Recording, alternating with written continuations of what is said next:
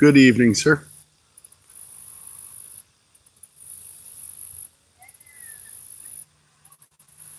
I'm going to get another rod ready. We're going to have 3 rods out today. I got permission to actually drive my truck back here to fish this spot. Sometimes it don't hurt just to ask a question. You might get a good answer out of it.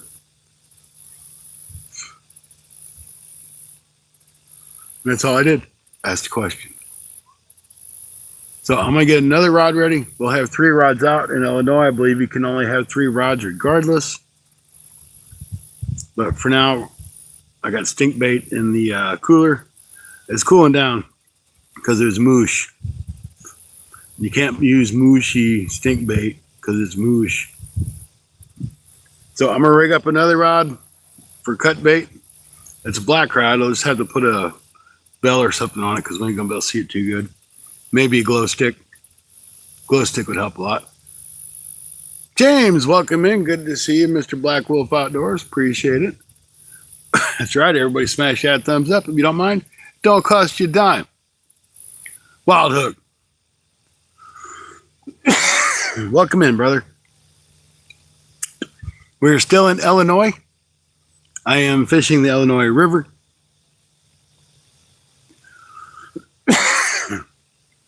So the species that we have planned to catch are everything that's in this river. That's right. We're going to catch every stinking fish that's in here except for them Asian carp. We don't want those. So we will take drum, catfish, gar, turtles. Seen some big ass turtles lately. I'm talking like as big as wild hook. Big turtles.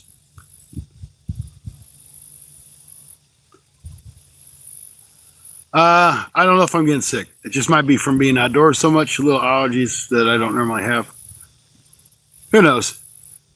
My day will go on. Work will go on when I return to it.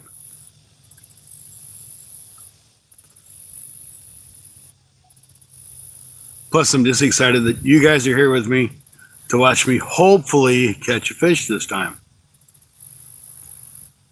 So my 2 lines I've got out there, I'm thinking they're in about 8 or 10 foot of water, which is good because the harbor that I was fishing the other night is right behind me. And it was like inches deep. And we were getting bites.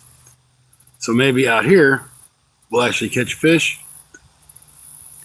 I will tell you that I'm using fresh caught shad. I think they're threadfin shad.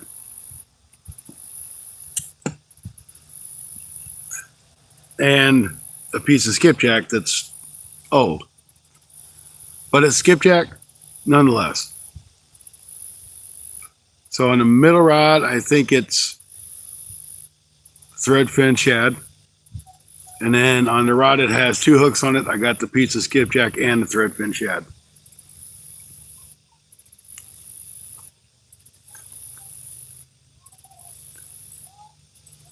And then tomorrow, Rod and I are going to hit either the Illinois River and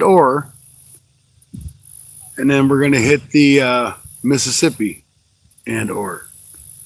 You know, the and/ors, because we might or we might not. We're going to be on one of the 2 rivers, if not both. Does that make more sense? Nice can't beat fresh bait. That's right. They're not big baits, but it's what I got. And I actually I've been able to keep some shad alive. And on this other rod I set up, I mean, it's a bass fishing rod, but I think it'll be okay. I'm going to try it. I got some of them big, tall bobbers. I'm going to try to put one of those out there with the live bait on it. We'll probably end up with some like humongous flathead or something, and it'll break my rod in half. But we're going to try it.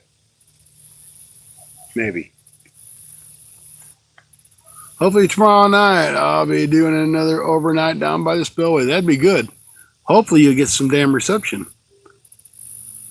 Because I know it stinks to plan to go down there and then you ain't got crap for reception.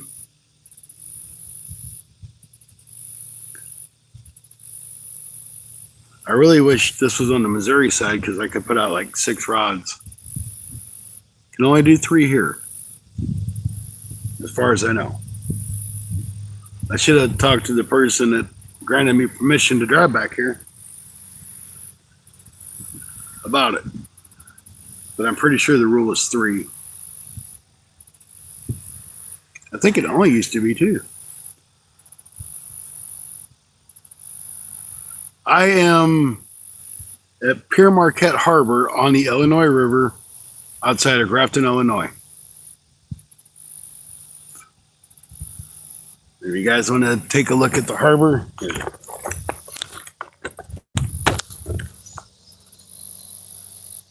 that is the harbor,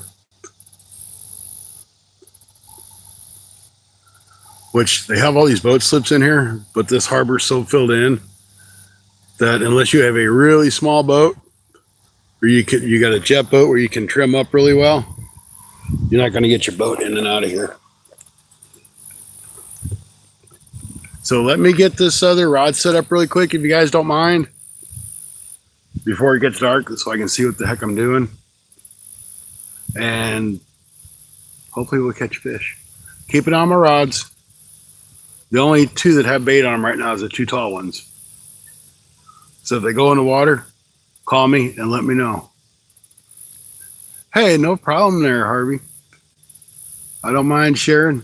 It's public. And what's the odds that somebody around here is going to rush down here and say, hey, I want that fishing spot? That's public. But I made sure I took enough space up that if somebody else comes down and tries to take it, I'm like, dude, I got stuff everywhere. I got lights, I got cameras, all that good stuff. Yeah, them rod holders in the ground pretty good. I had to beat them down. The ground's hard as a rock. But let me get this other pole set up.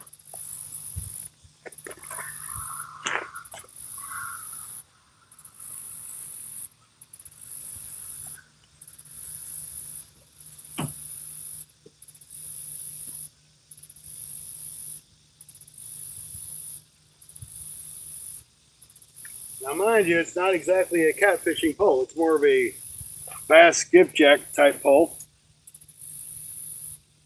But we'll take care of a catfish.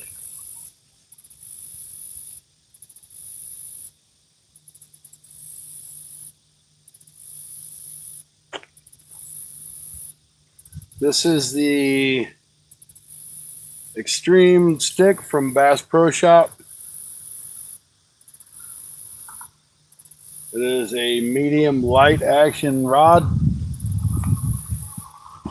And the thing is about this rod, I actually went in to buy a 2-piece rod that I could use for skipjack fishing. And it was like $39. I'm like, all right, that's not too bad. I can handle that. Well, I got looking around at the combos, and the combo, which of course is the reel included, was $49. So for $10 more,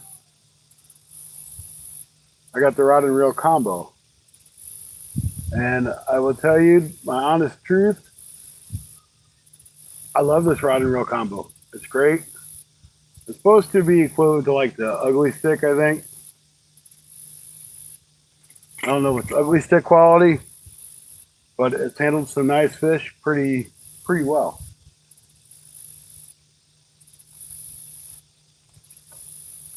So if y'all want to see it, there you go.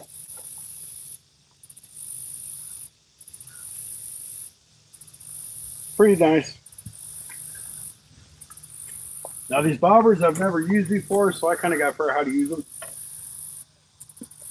I know it's a bobber. How hard can it be? Well, this is me you're talking about. I make something that's probably really simple into something really not simple.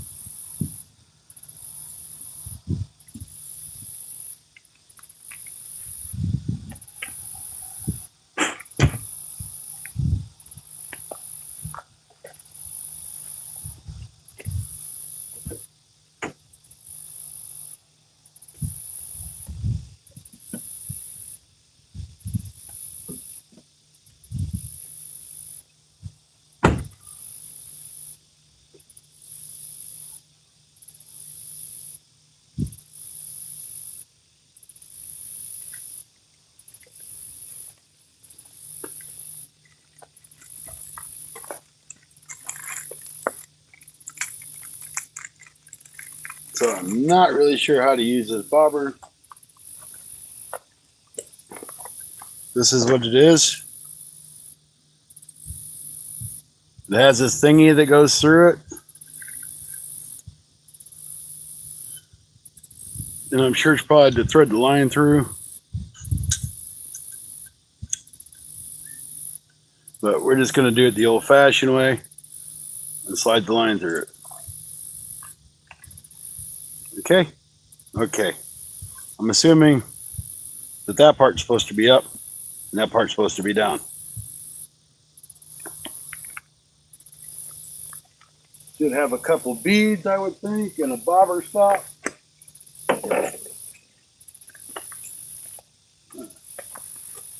And yes, indeed, we have a couple beads and a bobber stop.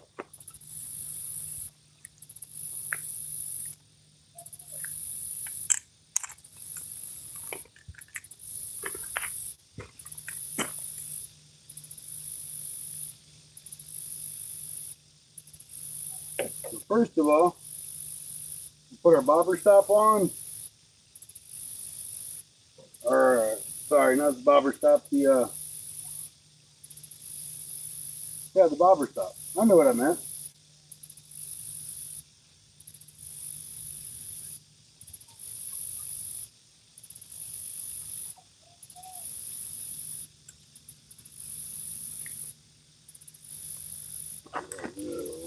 I did not want that to happen. That's going to be a pain in the ass now. I dropped the bobber stop.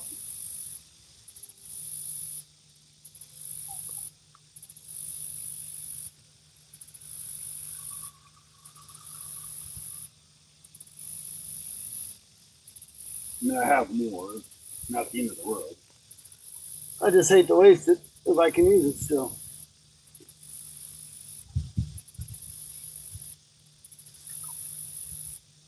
All right, we're good. We got the bobber stop back on.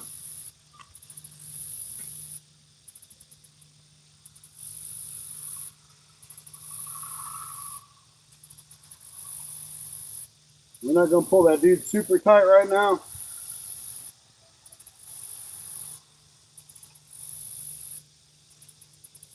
We want to be able to adjust it.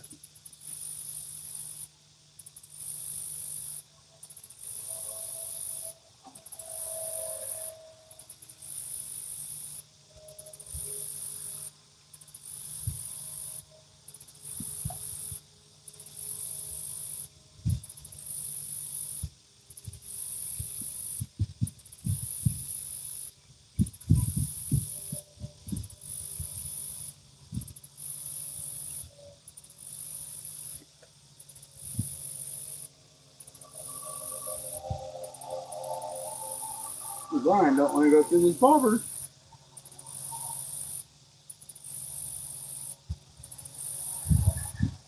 Probably the whole purpose of the thing that comes with it. But we're going to try to stick it through the hole again.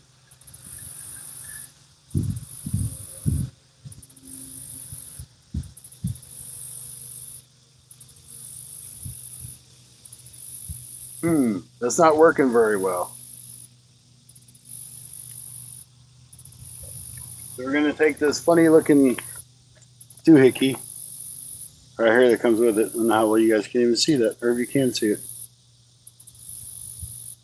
And you see it?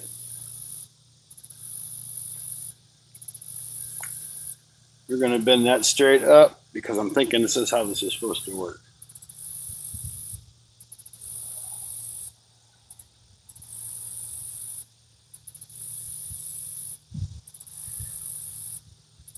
I think it's kind of supposed to do something like that to make it more like a threading needle. I could be wrong. I might need to fold one of these straight out and stick it up through it, attach the line to it, and pull it through. Don't know. There has to be a reason to have it, though.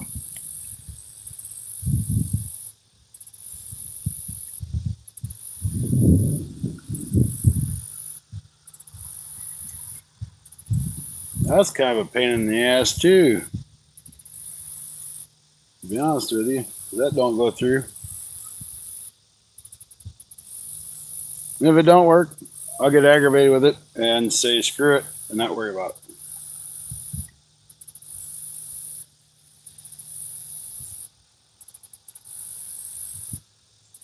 But I'm sure it works somehow like that.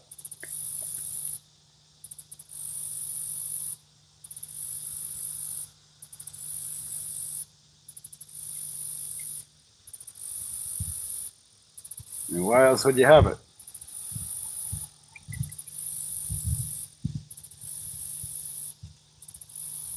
All right, screw all that. I'm gonna try to stick it through the hole one more time just by itself. If it don't work, I'm done with it. That's the way it goes. I lost a bead. I have more.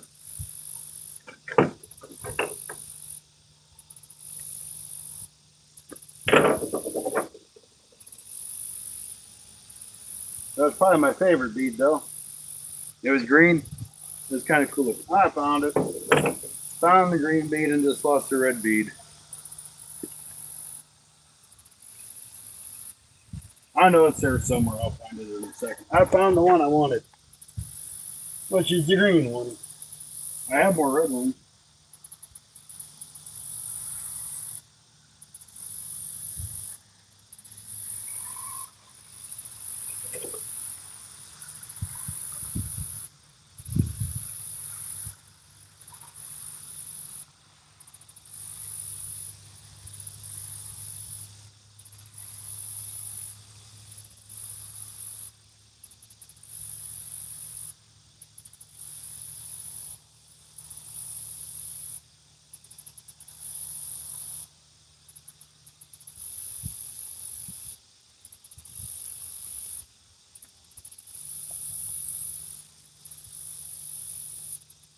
Trying to stick that dude through the hole don't work all that good. I wonder if I don't need to drill that them holes out a little bit. It went all the way through. And this is upside down, so this ain't gonna do me no good. I just want to see if I can run it all the way through.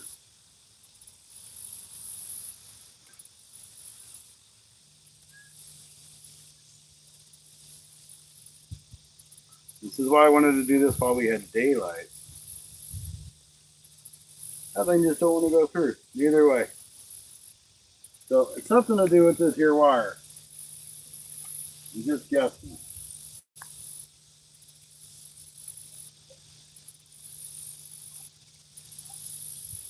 You came out, it should go back through, right?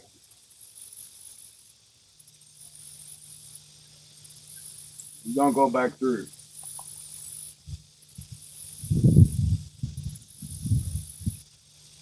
Very confusing. So we're going to sit down. And I'm going to see what you guys are doing. You're probably laughing at me because the stupid idiot can't even put a bopper on, right? I'm hoping to catch a big old flatty. My personal best is 14 and a half pounds. And out of this river, you can catch a big old flatty.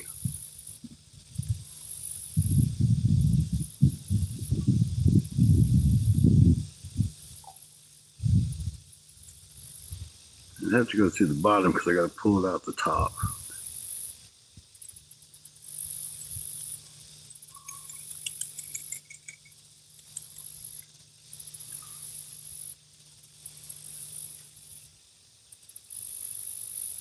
Never laugh at you, just with you. Hey, Cheesy Fishing, how you doing? Welcome in. I'm trying to figure out how to put this stupid ass bobber on my line because it's not cooperating with me. And I know it's just got to go in there. It's just got to be able to slide right in there. Never used one of these before, so figure if I'm gonna screw it up, might as well screw it up on live, right? Wonder if I clip that end. If I clip that end, would it still go through?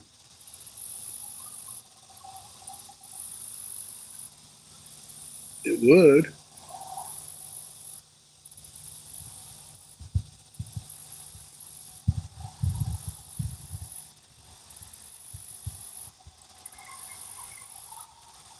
And I did read the directions, guys. The directions don't tell you nothing.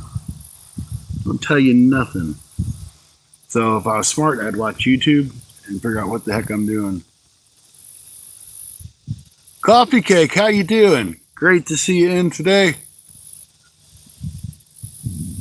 You guys don't mind, we got 13 thumbs up. That's great. We're hoping to hit 50 thumbs up tonight. And I'm hoping to figure out how to put this bobber on, because apparently I'm not smart enough to. It's just a bobber, I know. I should be able to put a bobber on. I'm just going to straighten this wire out the best I can and try to do it that way.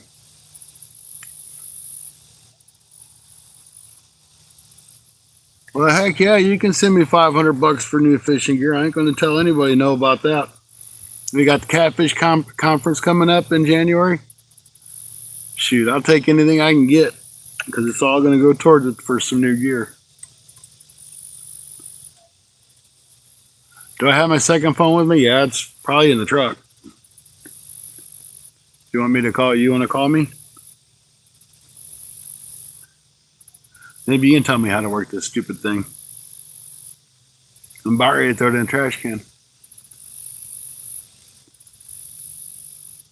I got a Cash App. If you want to Cash App that to me, you can Venmo it to me. Don't give it to me through YouTube, because I'll take 40% of it.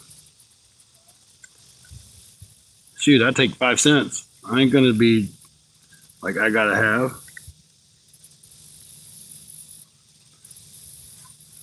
Oh, send some floating hearts. Thank you there, Coffee Cake. I love me some floating hearts and some makeup brushes. And happy poop. Definitely got to have the happy poop. The happy poop's the best. James, you call me. I'll go get my other phone.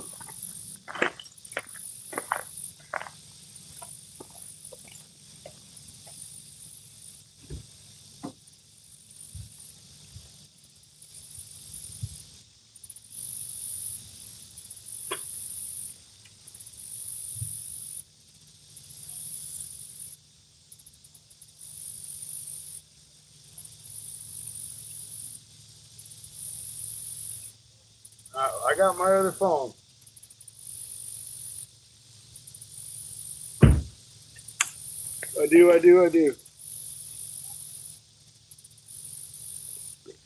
going to get my snippers and clippers.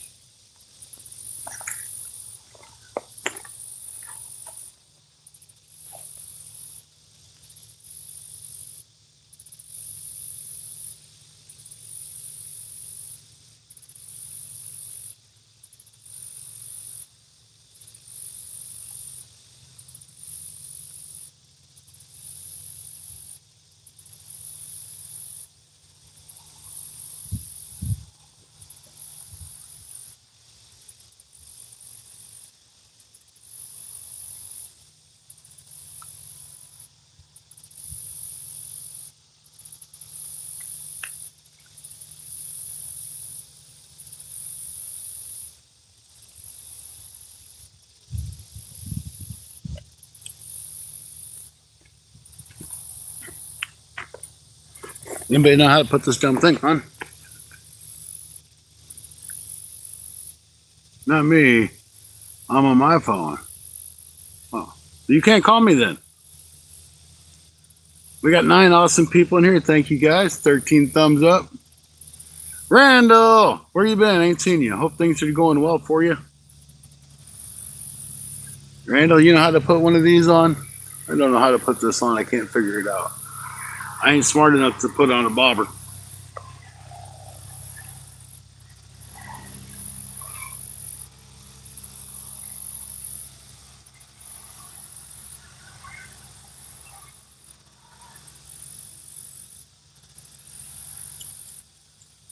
I can stick it through one hole, but I can't get all the way through.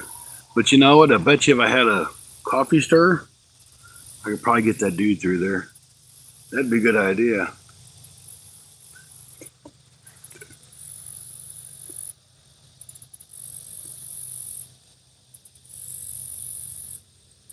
It goes this way. It should go bloop, bloop, bloop, like that.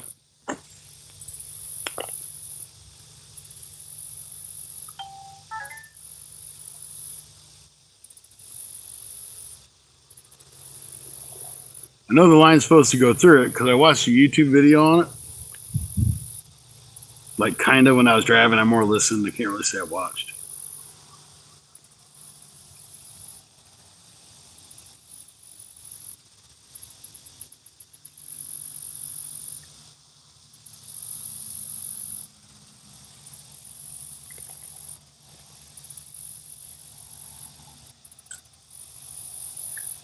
See, I thought if I just snipped like the one end off, I could shoot it through and wrap my line around it. This don't work. I'll just put the live bait on one of them rods out there and let it swim around on the bottom. I'd rather have it on a bobber though.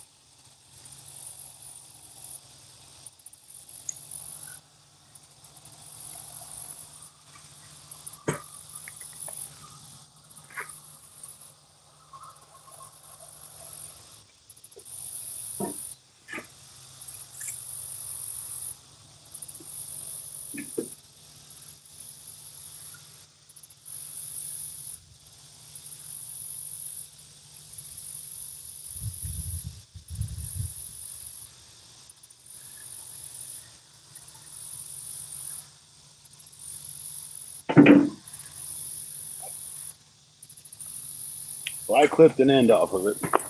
I have more of these, so I got to figure it out. It's a sliding bobber, but I can't get the line to go all the way through it because it seems like it jams up on the other end. I know how to put the bobber stop on. I know how to use the beads.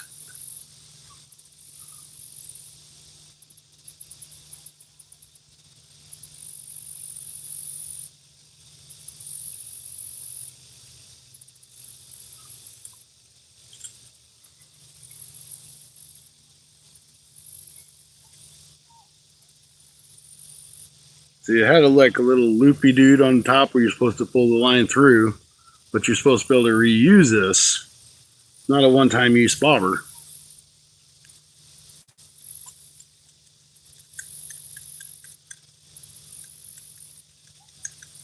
And I don't want to pull another one out and try to do the same thing and screw it up too.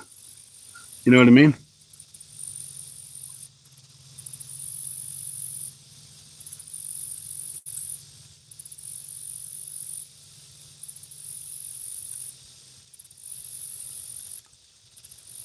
Well, that's what I'm trying to do.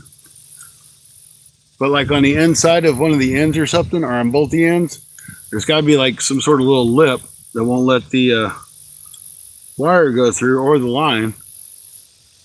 I think we're getting a hit on that left rod because my line's kind of slack, folks. I don't think that rod moved.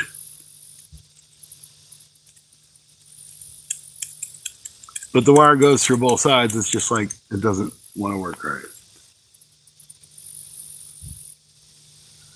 Yeah, see, River certified Spencer, he's a smart guy.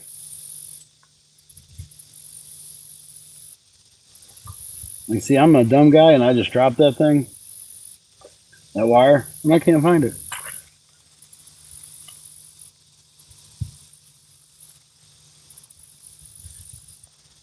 Yeah, well, so much for that. Has to be right here. I didn't move from here.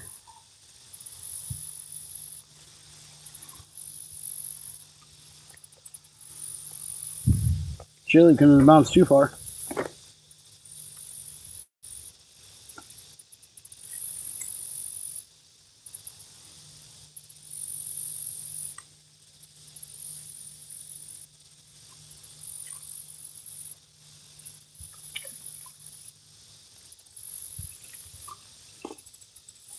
I really can't find it. It's right here.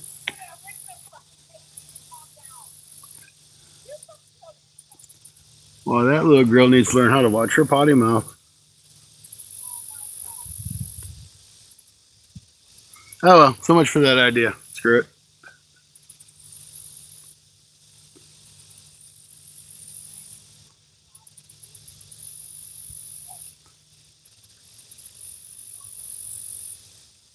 That wire's got to be right here. I am sitting here. I did not move. There it is.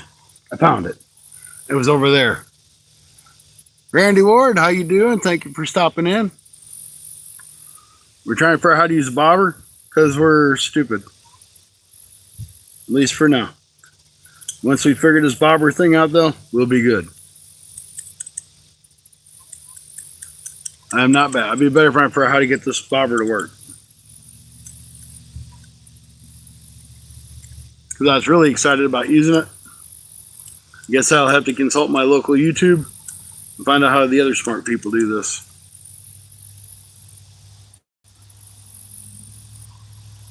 Because I am apparently doing it wrong.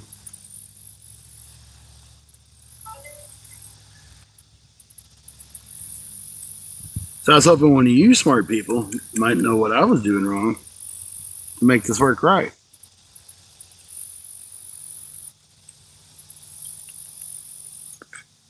So we're just going to shove this back in the hole. And we're going to put it back in the package that it came out of. We're going to put it away for now until I look on YouTube.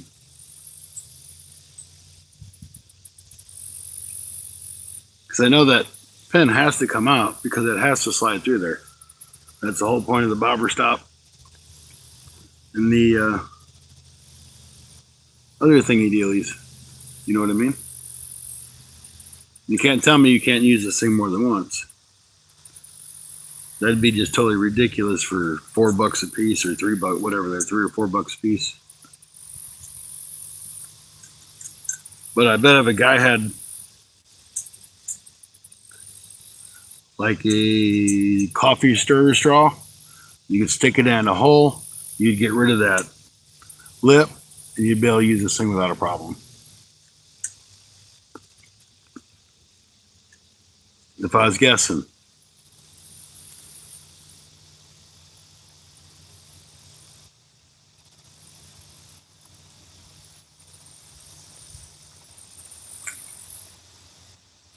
Oh, there's a bunch of shad right in front of me.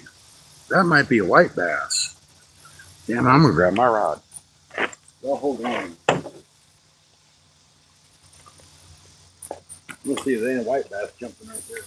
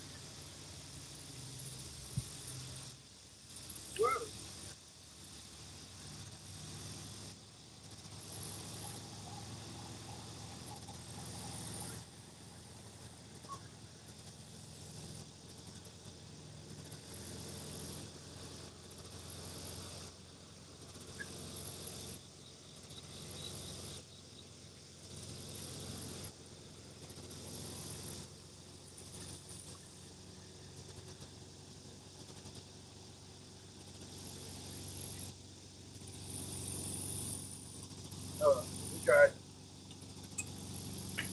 So instead of doing what we were going to do,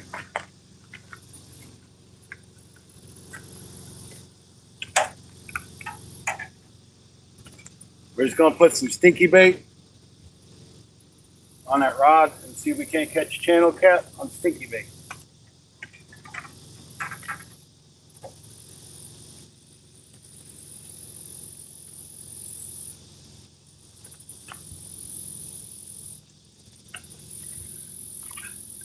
I think that's the best thing for now. Like I said, I got a couple more of these bobbers because I picked them up and I'm like, well, I'll try them. but I really wanted to try it here. That was kind of the point of picking them up.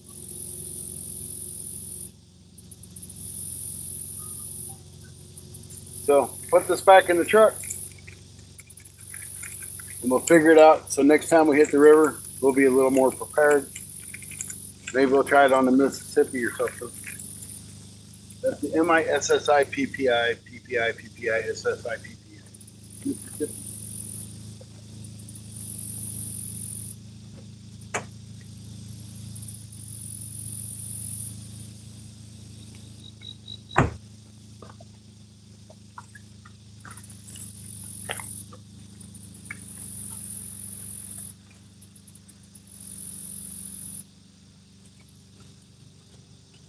Hopefully the stink bait's cooled off enough and it's not moosh.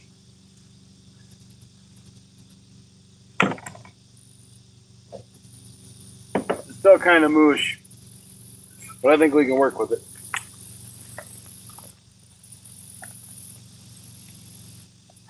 I got a feeling the catfish bite ain't gonna happen until after dark, so not a big deal that we're jacking around here.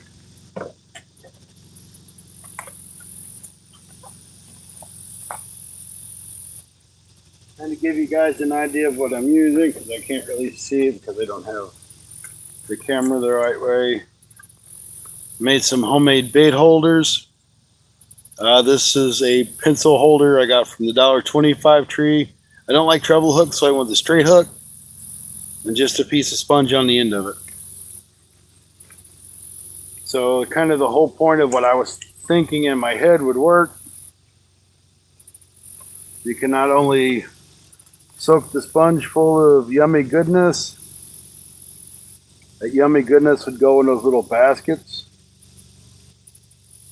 to kind of hold the bait more in place. You know, kind of like you're going to pack it.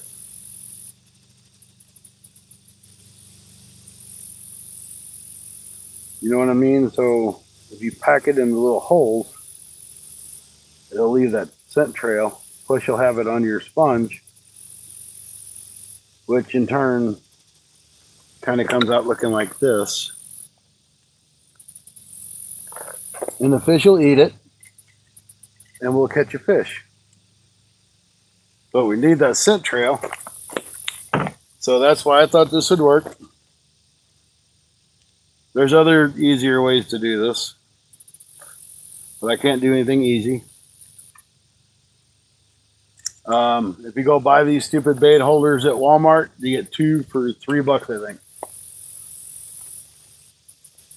I can make 6 of these for less than $3.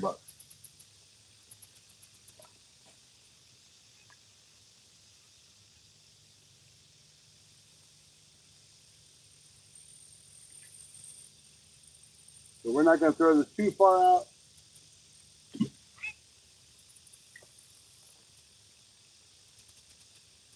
It's on the bottom already.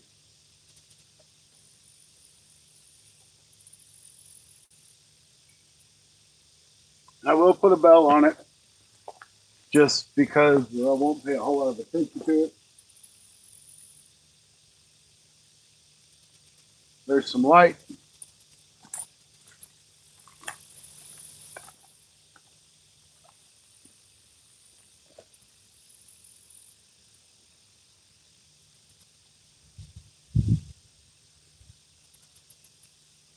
If I can find my bell or my bells, we'll put bells on it. If I can't, oh well. Just the way I roll.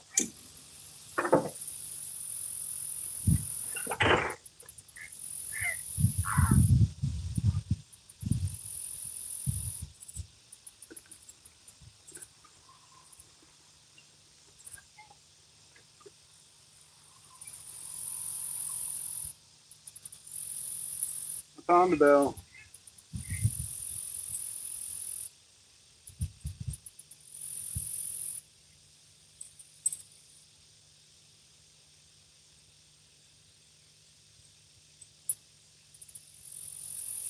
Don't seem to jingling very good though.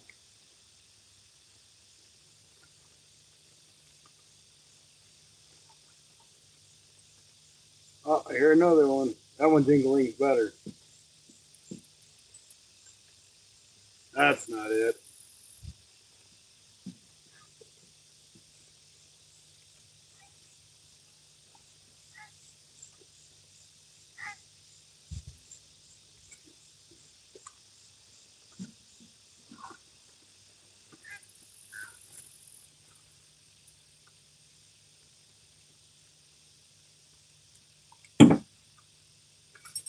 There, that one jingling is much better. Okay, now we got a jingalinger. We're going to put on this one.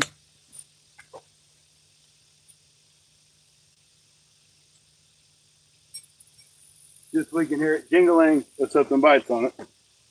I have my great little light. Don't know how good it really is, how bright it is. From the Harbor Freight. I think it's like $1 or $2. But it's a light, better than none. It goes on your head. I feel like a miner. Not like a young person miner, like an underground miner.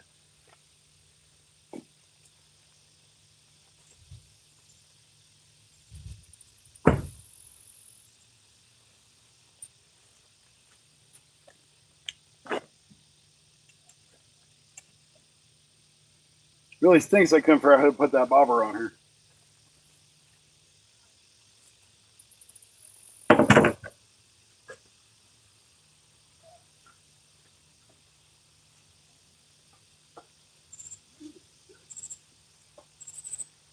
I had it all figured out.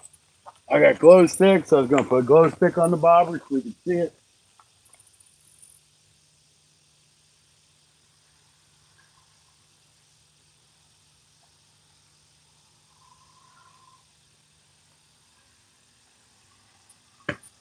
Oh well.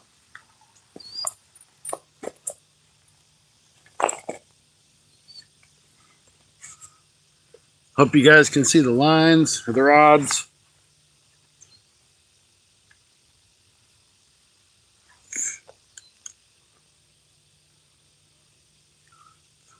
Hunting and stuff, welcome in. Hey, Rustic, you know how to put that bobber on? I can't figure it out. I ain't smart enough.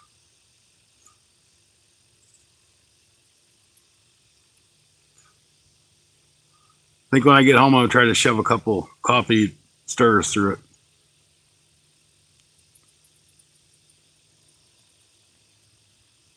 The mosquitoes out here are terrible already. Yeah, it's like one of those 6-inch floaters, the long ones, like a cigar pegged one. You know, the one you put a bobber stop on and you put the little roundies. Then it should be as simple as running the line through it. Out to the other side, put you another roundy, hook it up. Should be that easy. But it ain't. Yep, a slipper floaty. I done threw it in my truck because I got aggravated with it. Full of that thing for 15 minutes. It's got like this metal thing that goes through it. I bent that all up trying to slide it back through.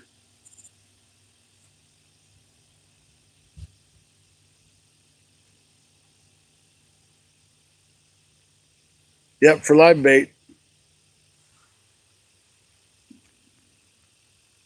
I had bobber stops. Those are roundies. I couldn't get the line to go through it. I could run it through both sides, but it's like there's a lip or something on the inside that I couldn't get past.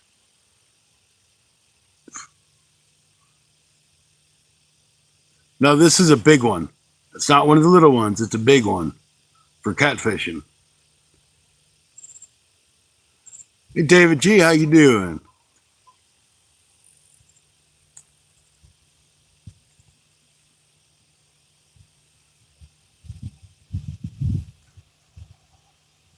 You know, like the one of them, it's red and it's long, about 6 inches long, 8 inches. You know what I mean?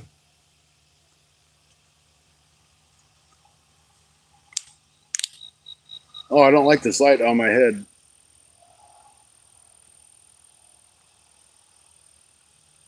Okay, this light's coming off and going in the truck. If I need it, I know where it's at.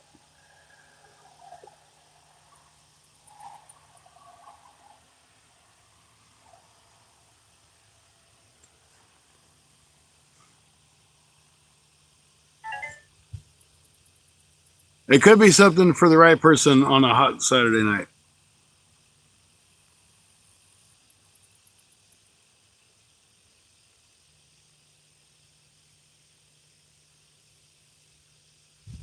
Just not this person.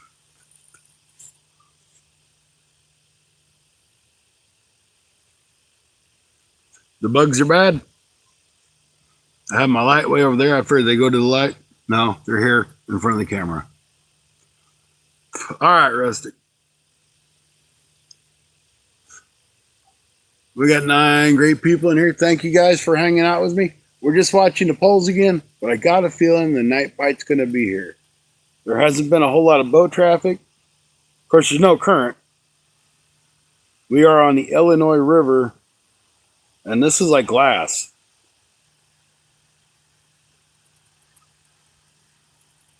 But I'm still hoping we can pull a catfish out of here. Bet you them bugs over here because that stink bait's open.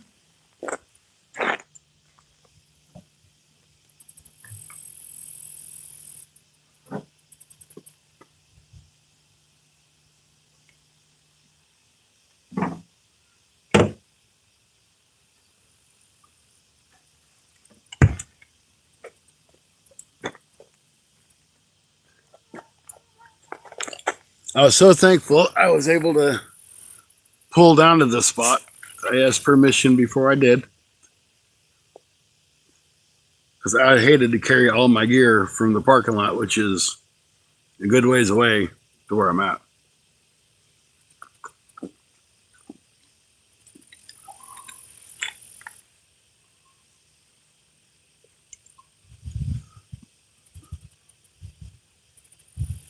Yeah, you're not going to have signal on Lakeside unless something's changed. You're not.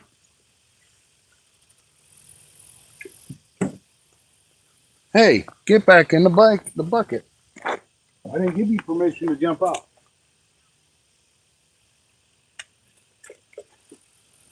Now I'm shutting the lid on you guys. You want to push me? You push me. Go ahead. I will win.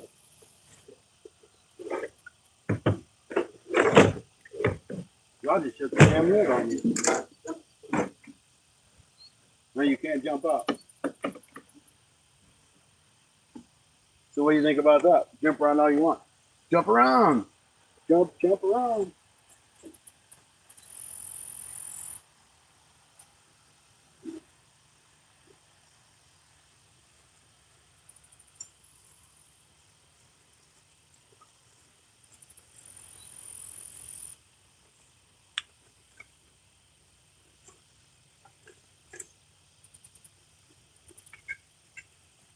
I'm like, I know I got a small can of off in there. I got off on, but man, these bugs are tearing my ankles up.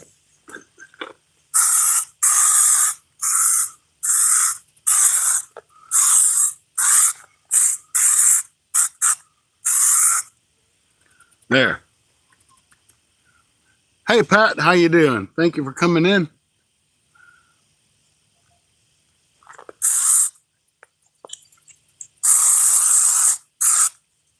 My second round of off. This stuff is like candy to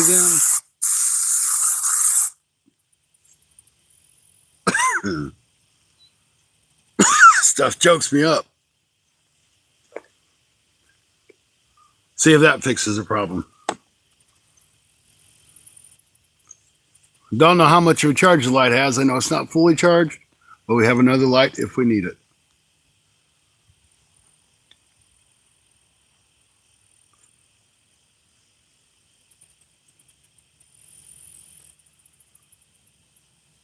Man, you guys are great. I appreciate you guys coming in.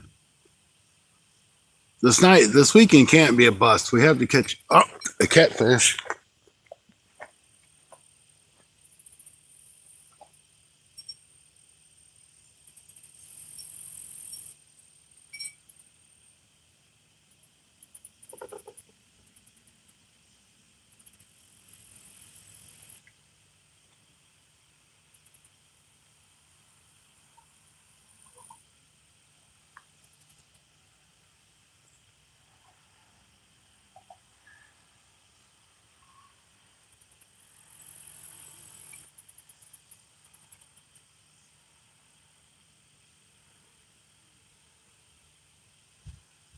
We'll put the bell back on you. We know something hit it. Just speaking about, we had to get a catfish and the bell rang.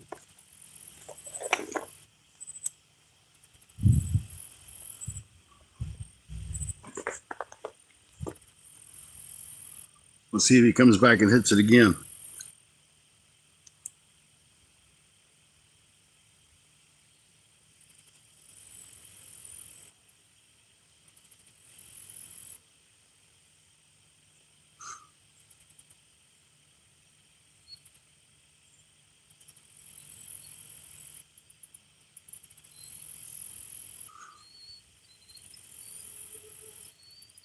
And these mosquitoes are all over me. This is terrible. You know, you just heard me spray myself again, and they are still all over me. Stuff's like candy to them anymore.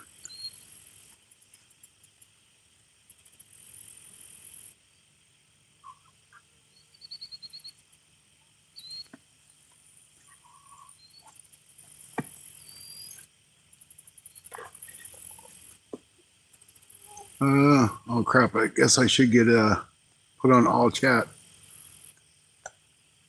Makes it a lot easier to see what people are saying.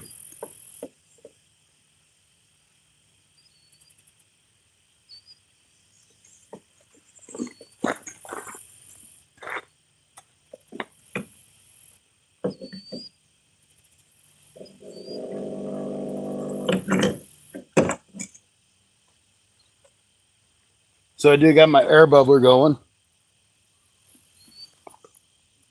And there's even a breeze out here, guys. These bugs should be not here in my face.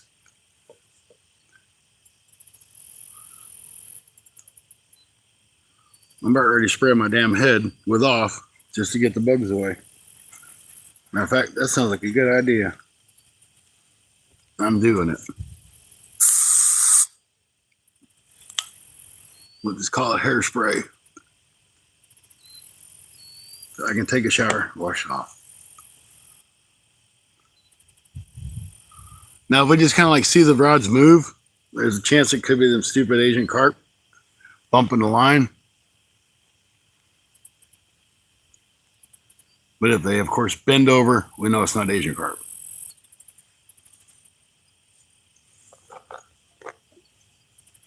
And these mosquitoes keep attacking me. I ain't gonna put up with this. I normally bring citronella with me, and I forgot to bring it.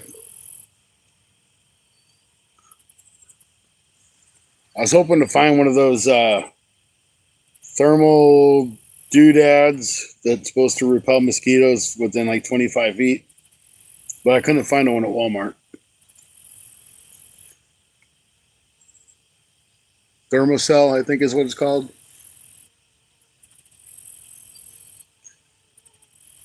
Mosquitoes aren't that bad just over here in the harbor. It's not that far away from me.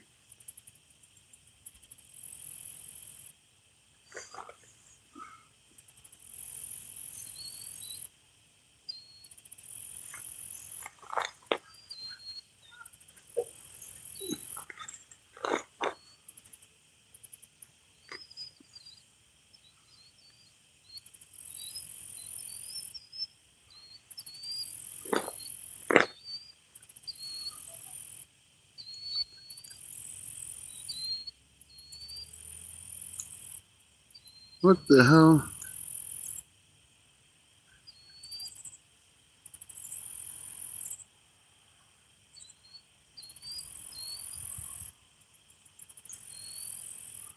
So we're not going to leave that dip bait out there too long. we'll bring it in and check it. I'm sure it's going to be empty because I start pulling it through the water with that little deal. It'll come right off.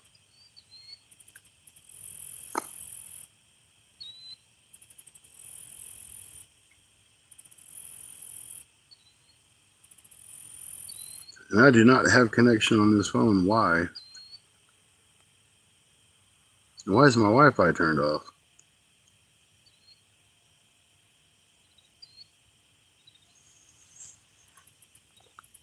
They did some sort of stupid update on my phone and it's been goofy ever since.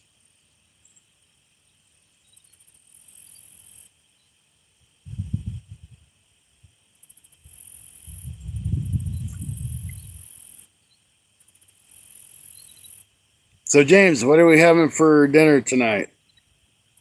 Hamburger what? Hamburger helper? You had hamburgers the other day. Maybe spaghetti, chili. James always having hamburger for dinner. McDonald's ain't got nothing on James when it comes to having hamburger.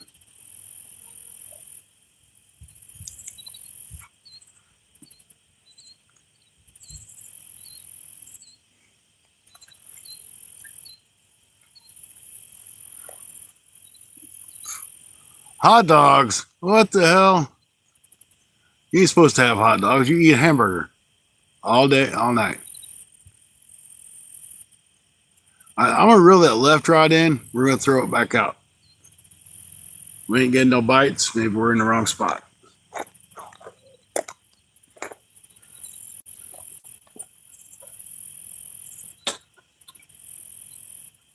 Maybe we got no bait left. This reel's done, folks.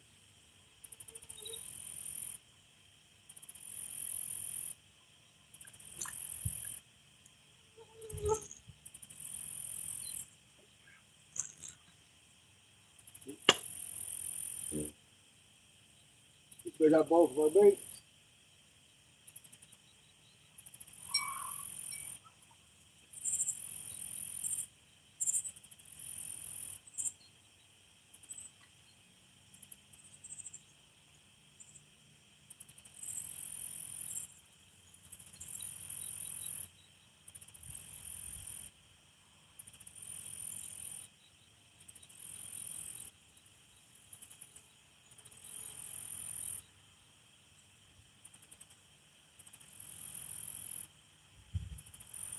Well, then doing it again. Let's try it over here.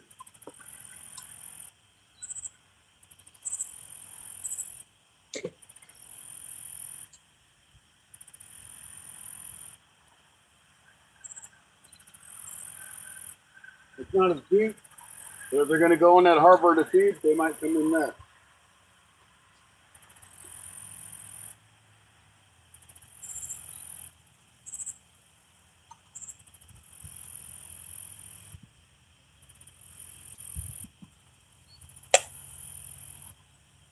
They got a bait on this one.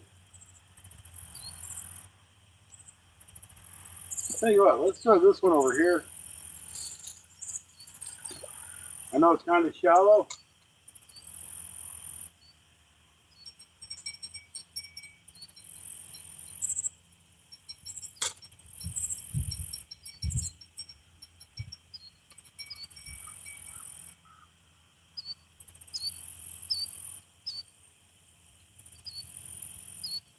But maybe them catfish are up cruising the shallows for food. We got to try all the options.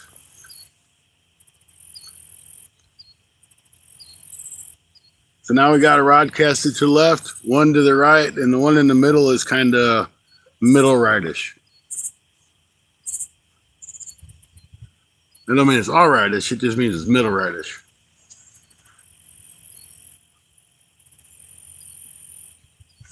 Try to get the other rod and focus a little better.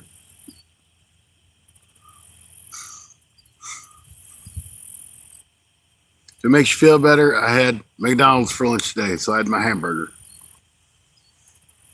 Wasn't too bad. McDonald's is stepping their game up and actually serving hot fries and hot burgers now.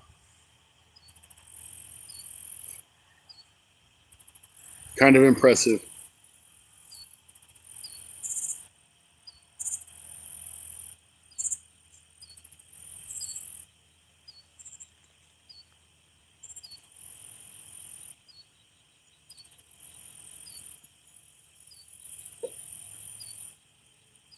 So we've had 2 bumps on the stink bait rod. Like I said, it could have been the Asian carp. Because they ain't pulled it over. You know, channel cat, they get a hold of that stink bait, they'll just usually pull it over. Especially on that flimsy little rod.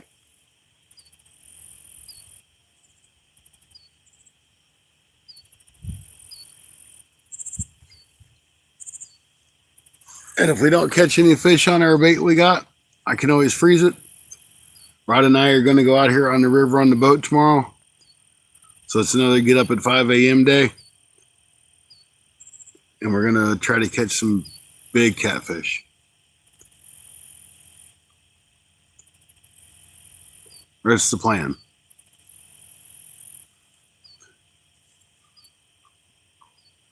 There's lots of lives again tonight, which seems to be a every night thing right now. But once it starts to get cold, these people won't come out here like I do.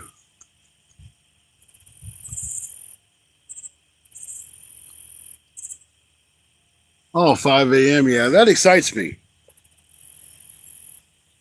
But Sunday, I'm going to sleep until at least 6.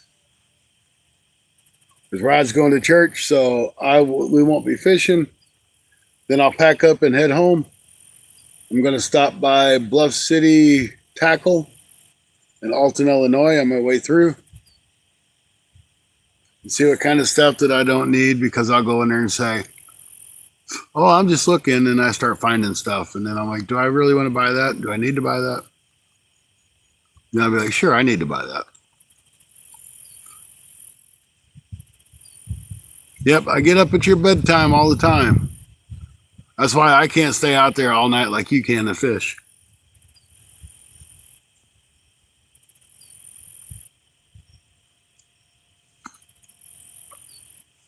These mosquitoes keep it up. I'm going to put my damn sweatpants on. In fact, I just might do that anyway. These guys are tearing me up.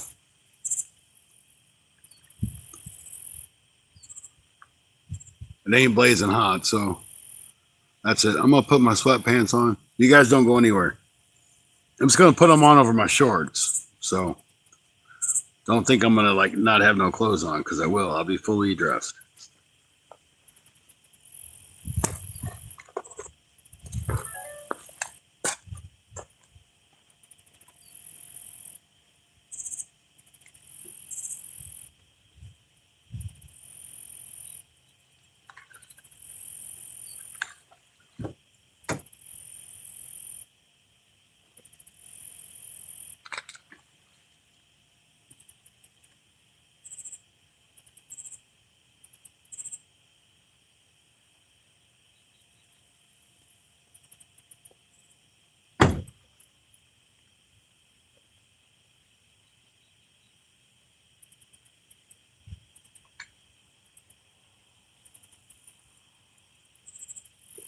I hear fishes jumping all around.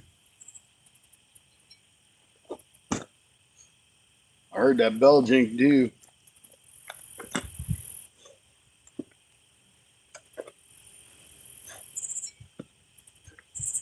I see that rod moving around. It's going to bend over. Once I got one leg in, then the other leg in. Yeah, that's the fish. It's on that. I can't get it because I'm trying to put these sweatpants on.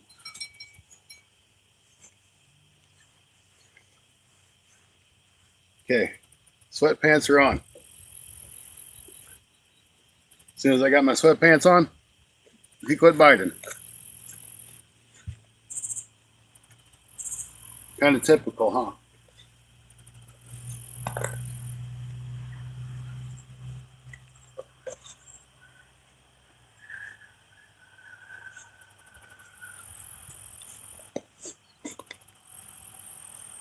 All right. That's done. If they start biting my arms, I'll put a long sleeve shirt on.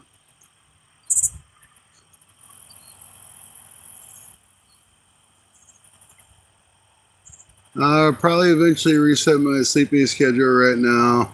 I have no need or want to do that. That's good.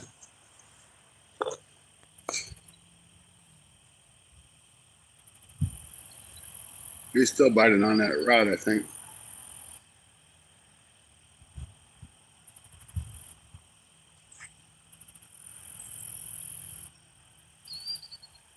Could be my eyes playing tricks on me, though.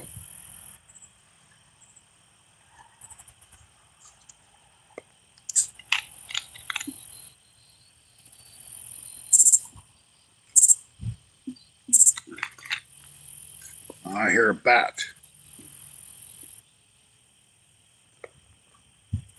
Must not be too happy I'm here.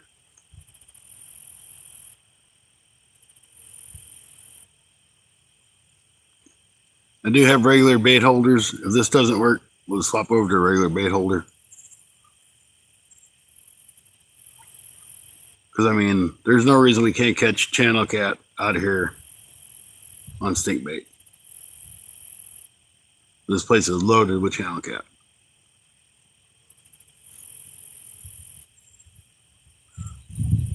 I'm going to get no more bites on that in a few minutes. We'll reel it in. And I'll just trade out my little rig.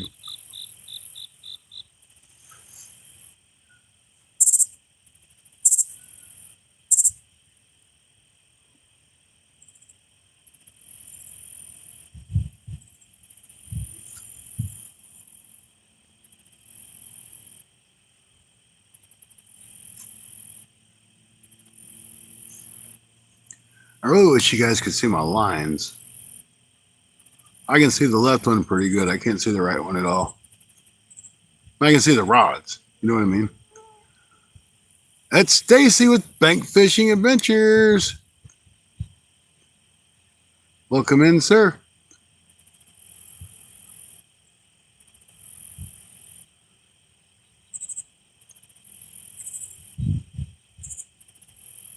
So today, we're fishing on the Illinois River. Different spot. Pretty much got the same result, though. But it's definitely a different spot.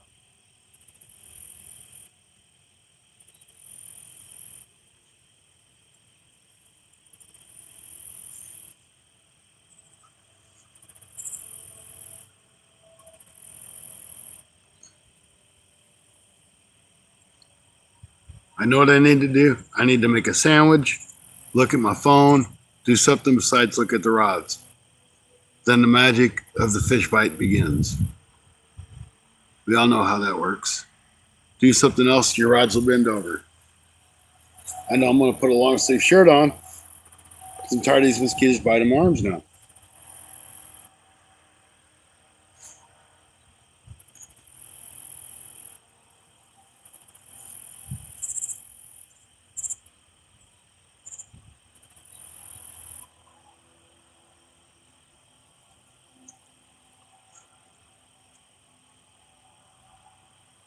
I just can't believe I'm able to keep some shad alive. Usually them things die pretty quick. I got lucky and got my huge cast net to open up like 3 times, and I got bait each time, so.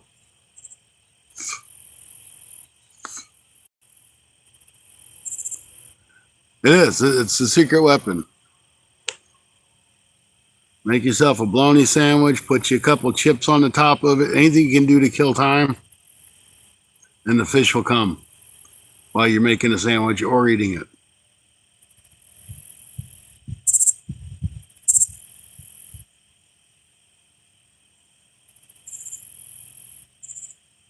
Just the way it works.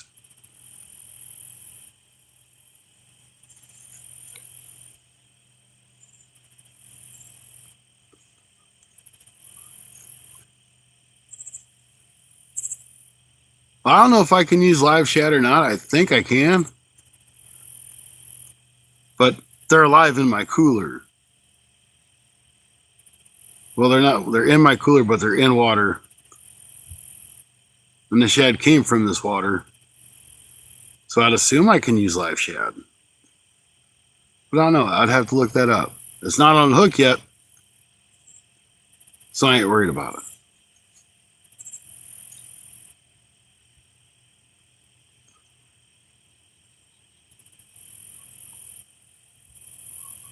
We have lots of buggy friends. Say hello to the buggy friends. They're just hanging out. They need a little bit of light in their life.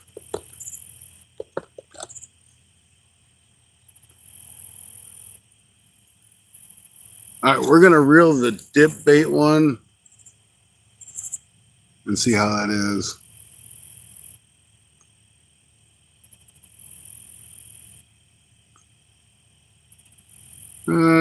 It took some good sized creek chubs with me last time out, but didn't really use them. My friend did. You know, Stacy, he swears by creek chubs. There ain't nothing better than a creek chub.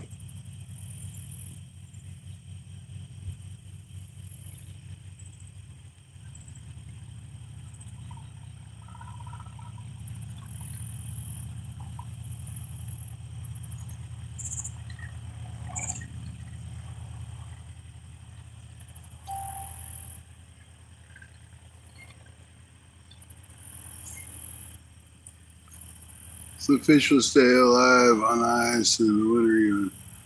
Yep, some will. I got an aerator on in mine and everything. You know, when you put shad in something, they poop all over the place. So the first thing, I let them sit for a few minutes and change the water out and put fresh river water in it. I'm sure they probably still pooped in the water, but that's what fish do. They don't poop on the shore. Only bears do.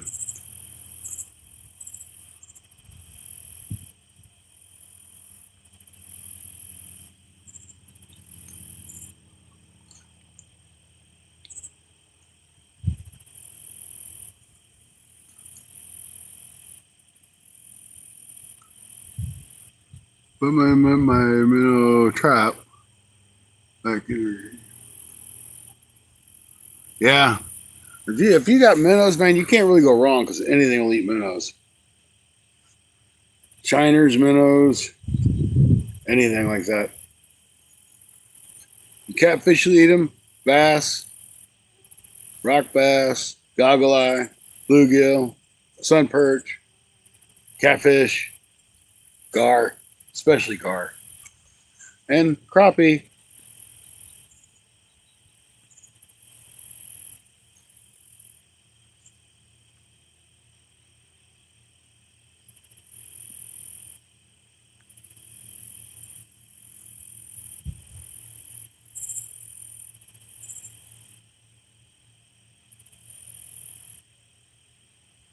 I'm gonna put my long sleeve shirt on, which I think is in the. Oh, we just got a bite on that one again. Maybe it's not out of bait. Maybe it was stupid Asian carp running against the line.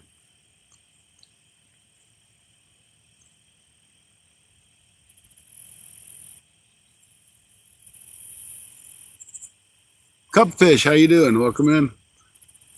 Drum will eat them.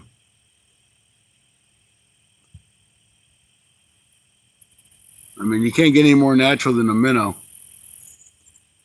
A worm, but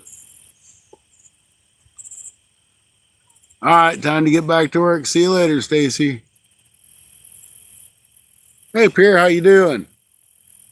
Good to see you back in. Hope things are well with you.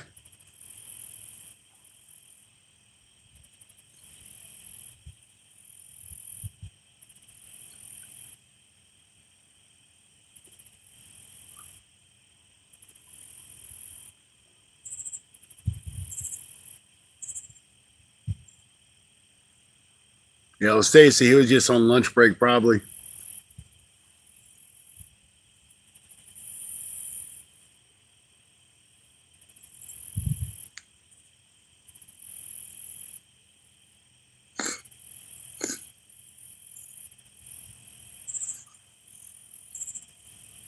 If the rain would stop, send it this way, please. We ain't had rain in over a month.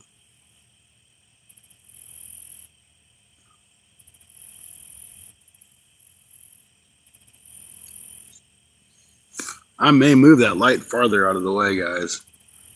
Because them bugs are getting worse over here.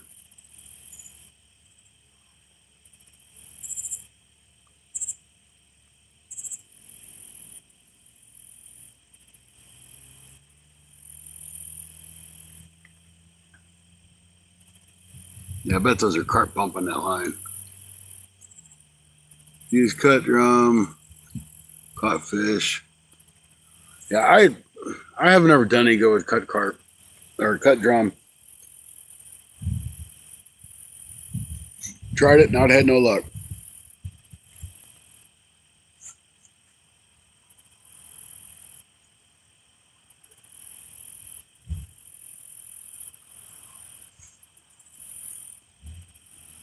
In the past lakes, I've used live minnows for crappie,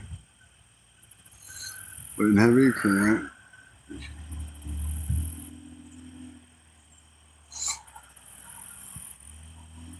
I put them in a bobber, dude. That's how I fish minnows every time.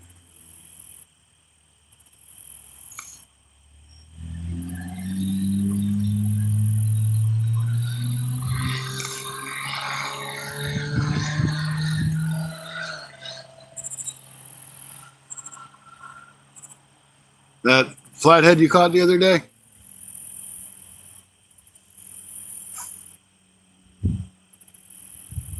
No, you said that was on worms, didn't you?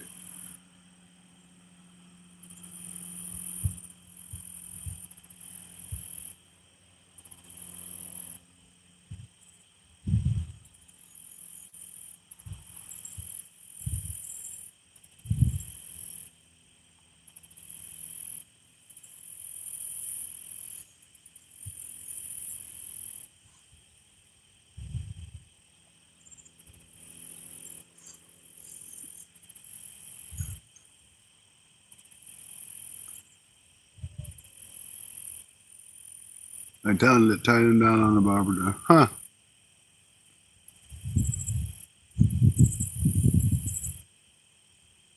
All right, I'm going to put my long sleeve shirt on. These guys are driving me crazy.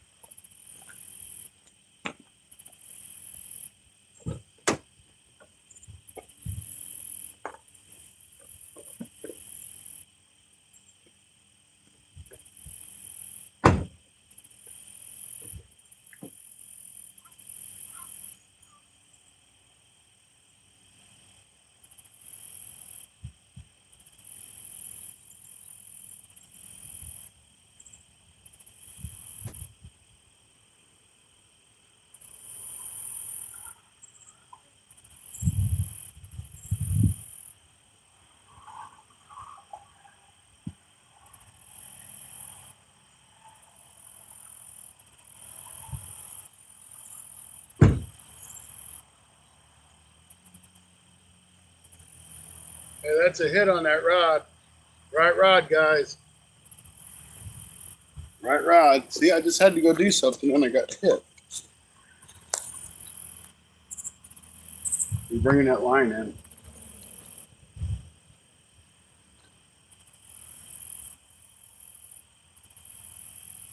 That might be a turtle or something. He's got my line drug all the way in.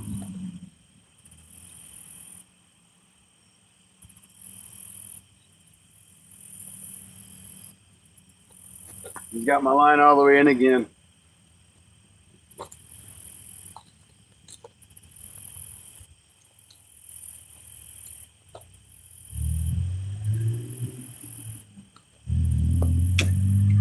All right, we're going to pick this up and try to set the hook on him. I think it's a turtle or a gar.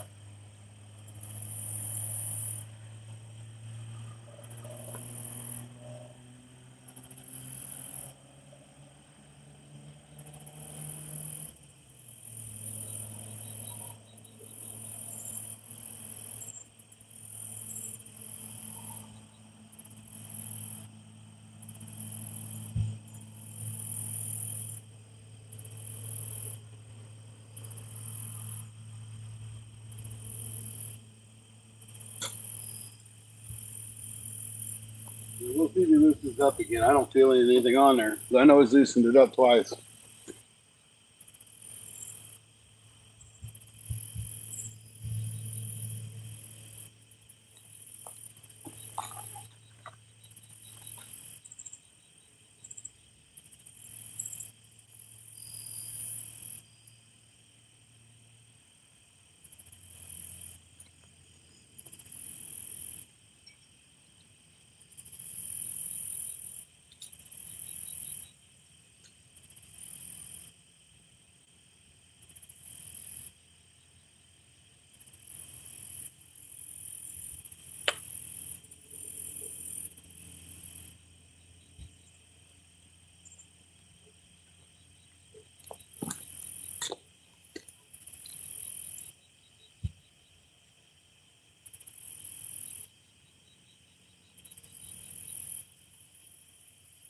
That very well could have been a turtle. We'll check it in a few minutes.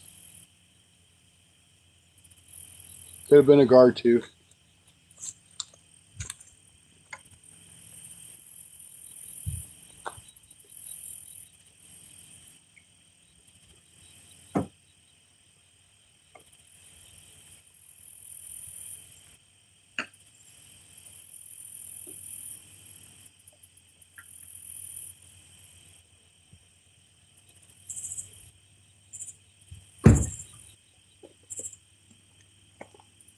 Funny thing about that was I was getting ready to stick my hands in a bag of chips to get something to eat, and I seen the rod moving.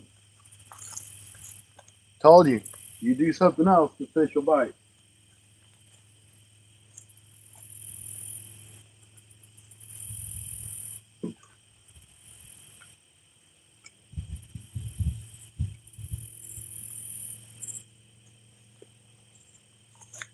It's just the way fish work.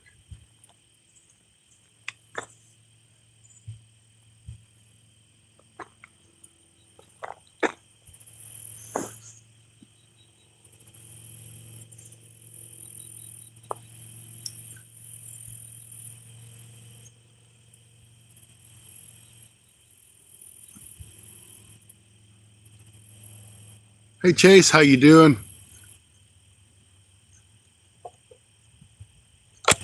Shit.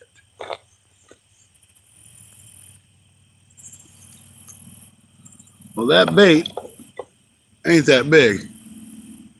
So if it was a channel cat, it should have been able to take it.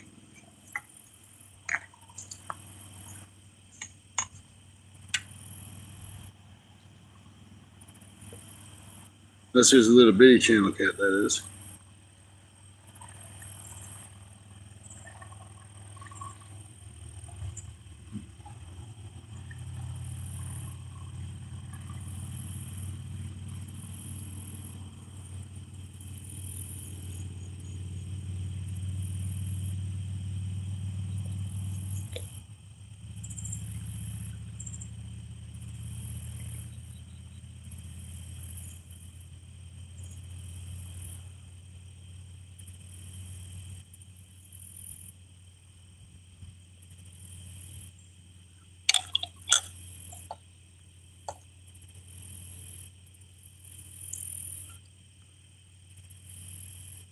Getting a bite on the left rod. You guys see that? Looks like a pretty serious turtle. Can you guys see that rod? That's the channel cat. Could be a gar.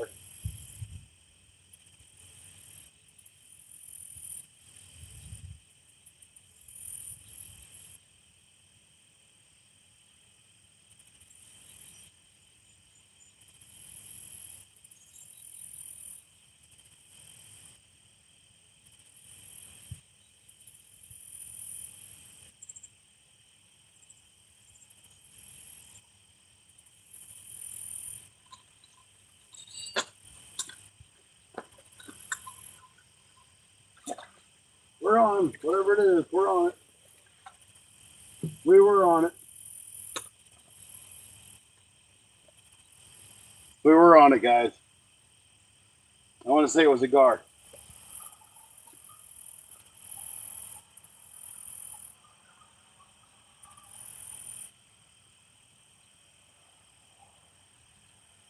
It didn't really feel like a channel cat. It felt like a gar.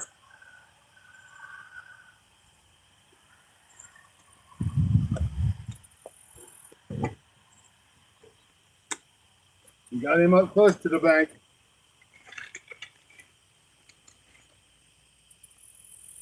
You bit on the shad.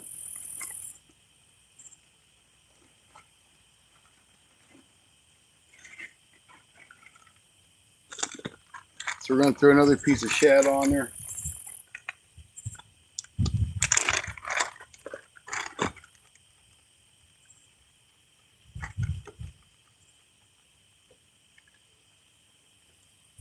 This is the size of the shad we're using.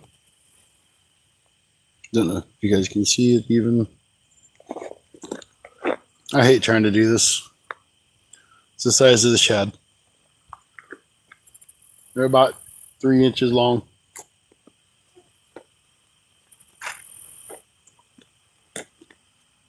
Well, moving that light really made them poles dark, didn't it?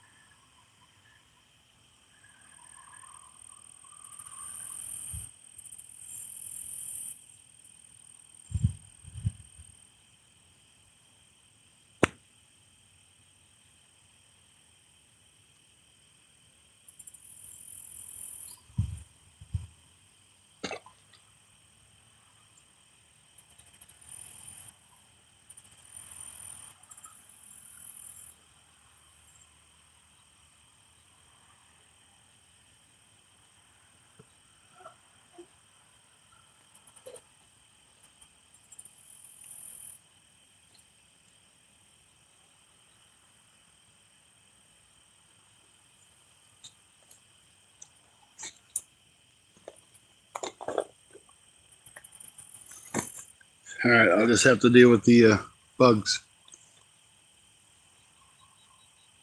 They really get on my nerves, though.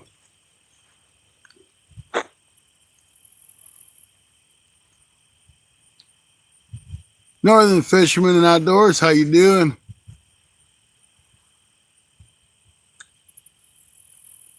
Fat Cat's here. How you doing, Fat Cat? Hope you're feeling better. So we don't know for sure what kind of fish that was, but we know it was a fish.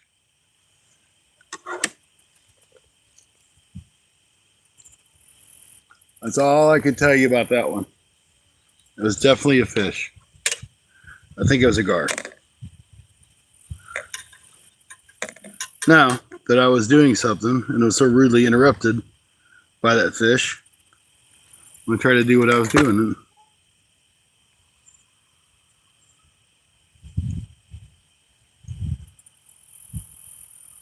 Never fails. Fish bite when you're doing something else. And y'all were supposed to call me if I got a bite. Nobody bothered. Nobody called me. James, you're slacking.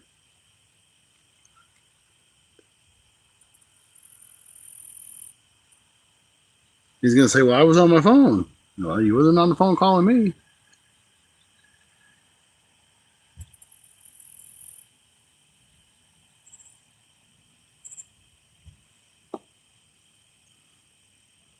Hey, dude, your rod's bending over. I've been like, oh, crap, let me get it. Nope.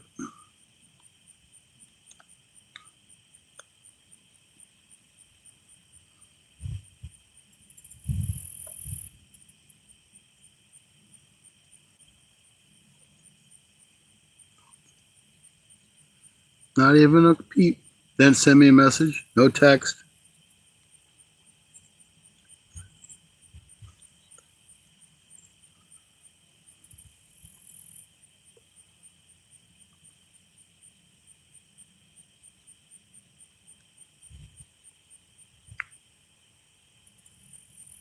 I was digging in the freezer. Sure.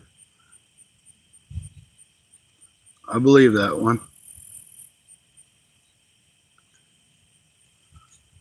Got damn bugs in my hair.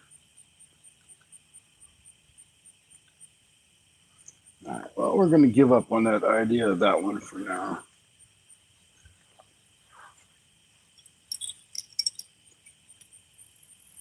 What's that do with that other thing? Man, I lose more stuff. I cannot like move an inch and I'll lose something.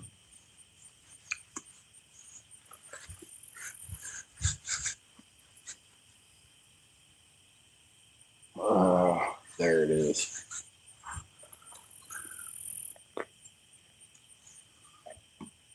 I found it.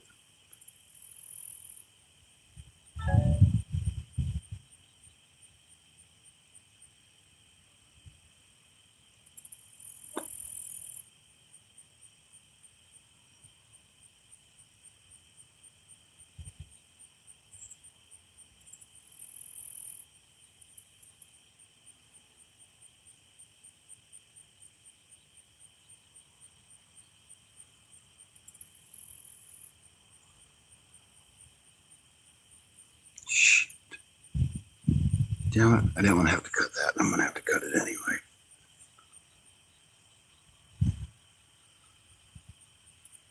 Uh-oh, getting a bite on that left rod again, guys. Line's going slack. Line's going slack. Line's going hard. Line's getting tight. Watch that left rod.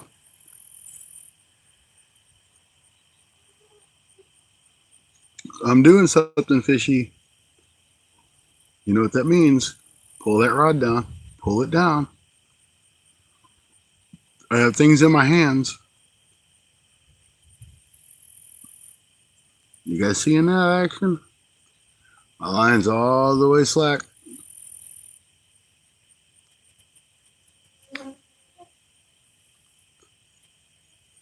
Do a little play-by-play. The line's getting tighter. The line's going slack.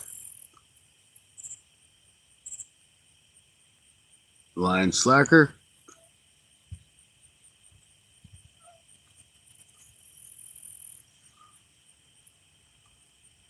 The line's pretty much limp.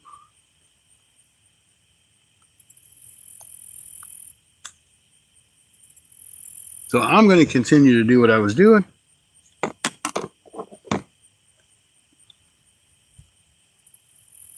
So when that fish decides to really bite it, I'll be done doing what I want to do.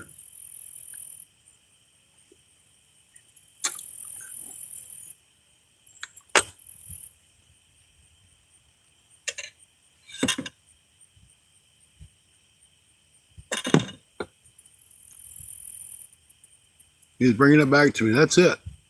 He's like, you don't need this bait in this water. You can have it back.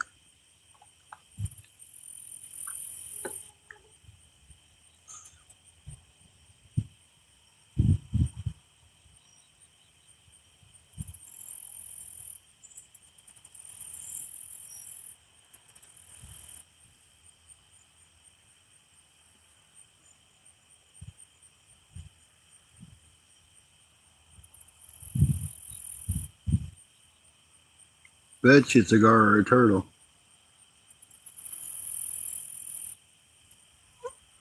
I bet you, I bet you, I bet you, I bet you.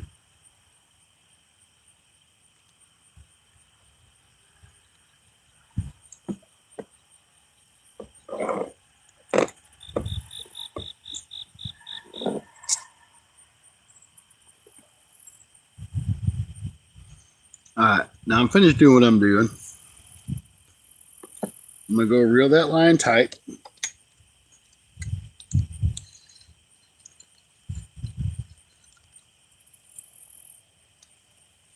And see if it goes slack again.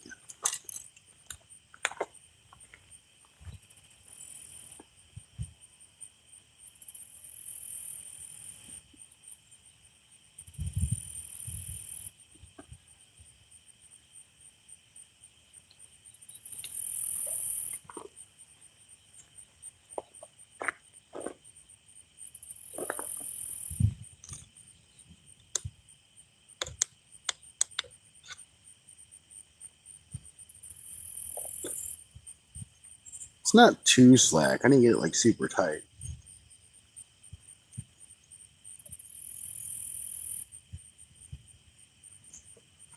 I think honestly we're being plagued by gar and turtles.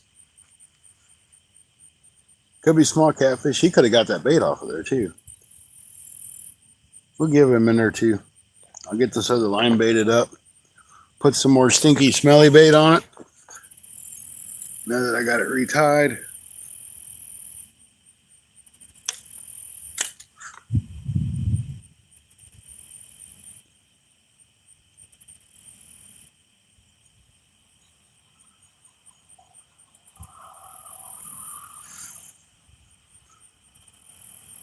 Take the hook. That's it.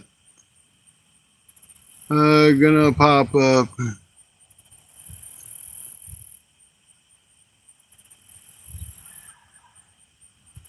Probably would.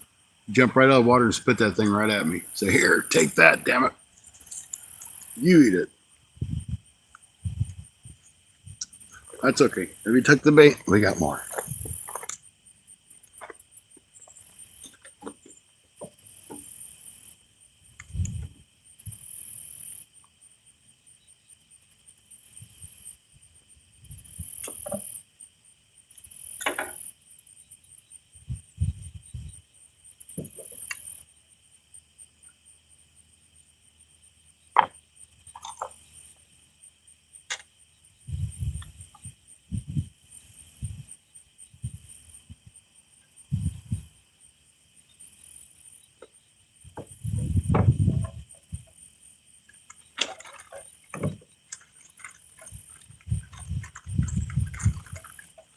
We ain't got a whole bunch, but we got some.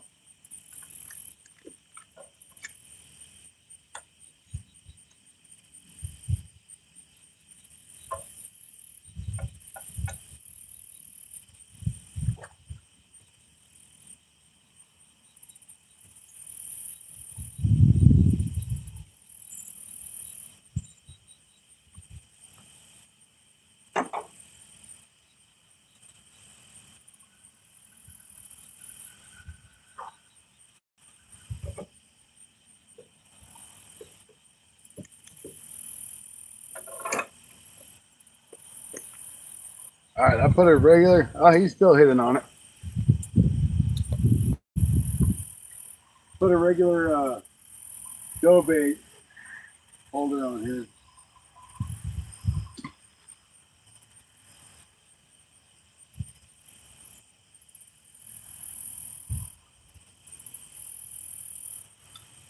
I got a feeling this is a turtle, guys. We'll probably come back with a head if anything. I'm just gonna bring it in because he's fooling with it.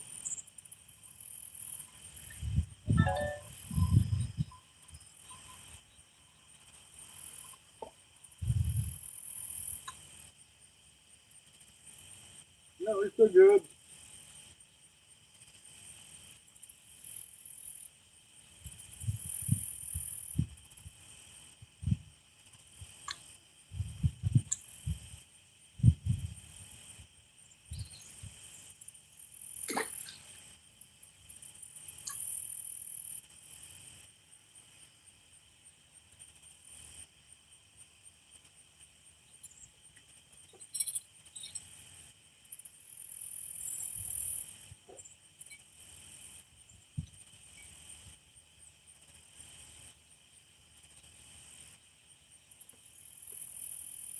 All right, we're good again.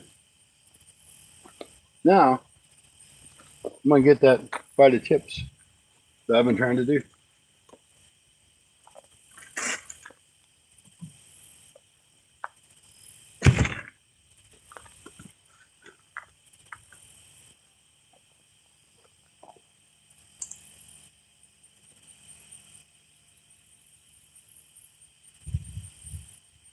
I'm way over here by the truck fishing poles.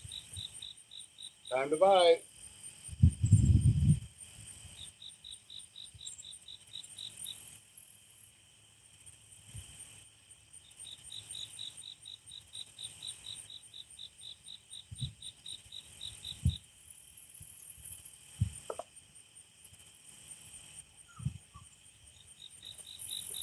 All right, I'm back fishing poles.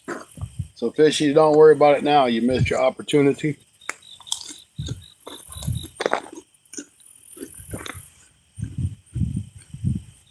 I kind of been stuck on buying them great value queso chips. They're really good. Hey Frank, how you doing? They are a pain in the butt, and I am really good about getting turtle bites. I am like really good at turtle bites and catching turtles.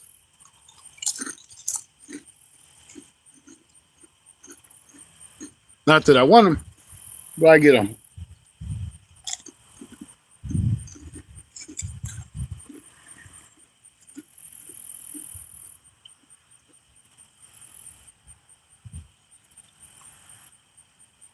Four awesome people in watching us. 6. We got 31 thumbs up. We're trying to get to 50, guys, if y'all don't mind.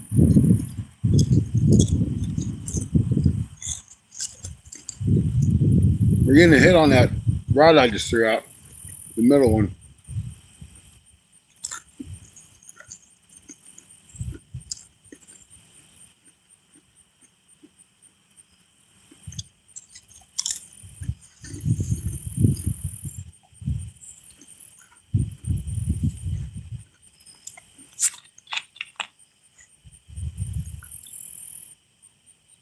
Well, it didn't ring the bell, but I could see the rod move.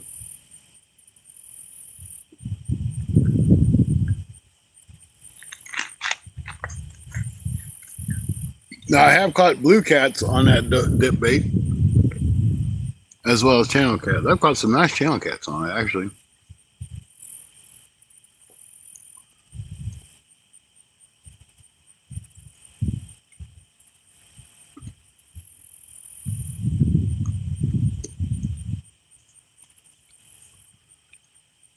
I'm sure a few of the regulars will be filtering in pretty soon. There's a lot of them I haven't seen. I don't know if it's because they're kids and they're back to school to come in. I really enjoy having kids in on the live stream. I even like having Mid-South in here sometimes. But if I can share the experience and the joy of fishing, just in here doing absolutely nothing, being an adult with kids, it makes me happy.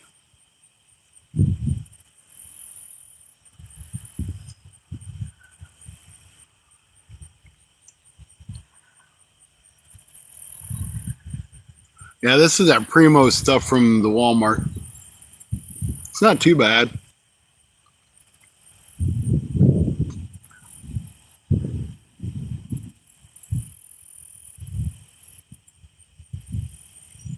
Now, I see that rod moving, but I don't know if it's the wind is blowing it around. Shut up, bird. Stupid bird. I don't know if it's the wind moving it around or if it's something in line or if it's just the fish just pushing it.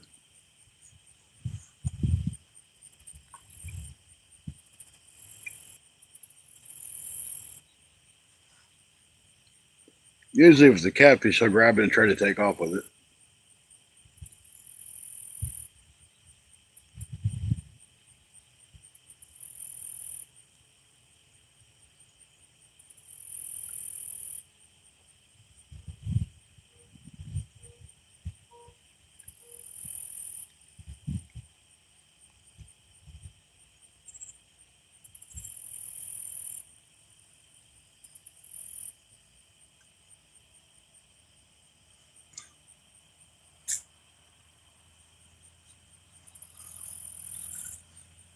At least the bugs are leaving me alone a little bit now. They got 6 layers of clothes on. And it's warm now. It was feeling pretty good with the shorts on and the t-shirt.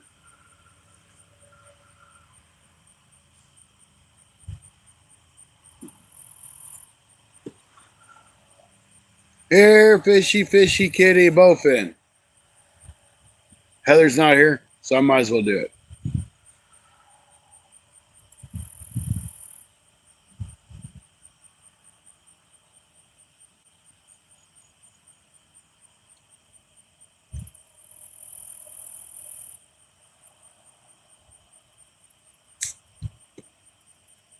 So I've got one of my reels that's just about junk. I've had it for like 4 or 5 years. It's lasted a long time. But I think it's time to replace it. I think I'm going to switch over to baitcaster reels, baitcaster rods. So my first one I'm going to try it, see how it is. Some people say they love them. Some people say they hate them. I'm going to try one of the PC Fun reels.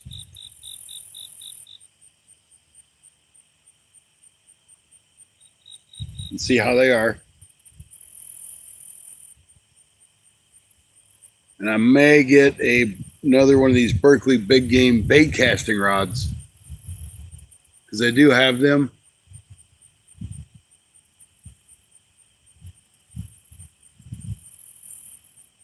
At my local Walmart.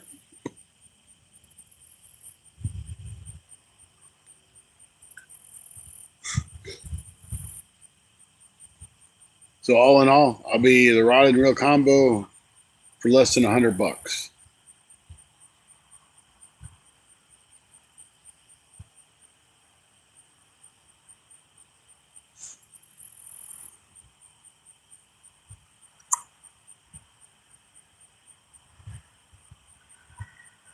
Well, there's a big ass bug on the light, a big mayfly, and he's blocking a lot of that light. But I can see the little bell thing inside of the bell moving around. But that might just be a little bit of the breeze that's blowing.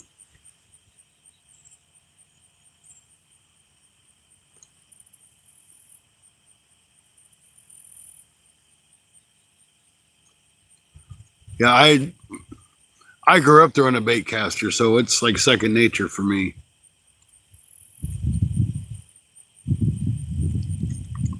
It's just the bails on these are starting to get weak. Like I missed a fish yesterday because he pulled on it and my bail just came straight up. And I'm like, I'm not going to lose fish because my reels are shot. I'll pass these rod and reels on to one of the kids or something. I might just keep them for backups or until I run across a nice reel I can put back on them.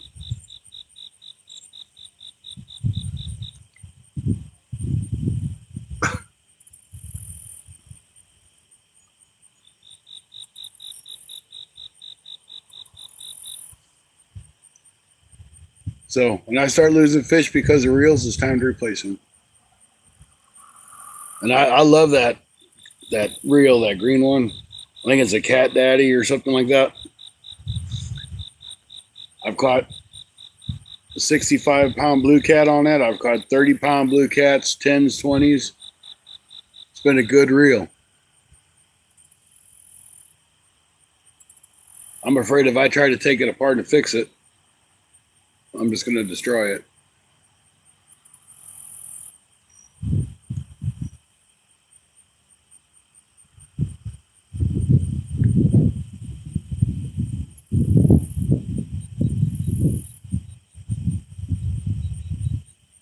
Yeah, it don't hurt to have a couple extra backups.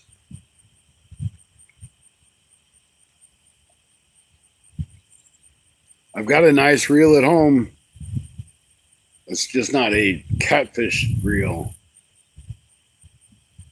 I could probably throw on there. It's a little bit smaller.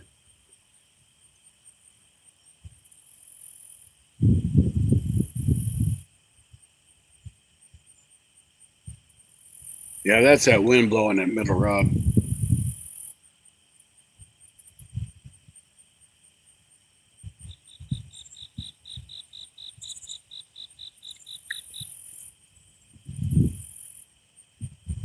This is kind of disappointing, folks. I was really expecting something a little bit better than this. This is the worst I've done fishing out of any of the times I've come here to fish.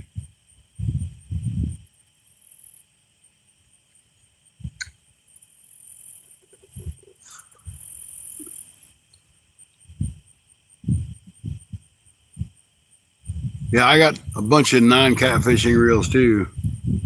I mean, you really could. If you could get by with putting 12-pound line on it, I got plenty of reels for that. But like when I'm fishing rivers like this, I want to have that 25 or 30-pound line on it.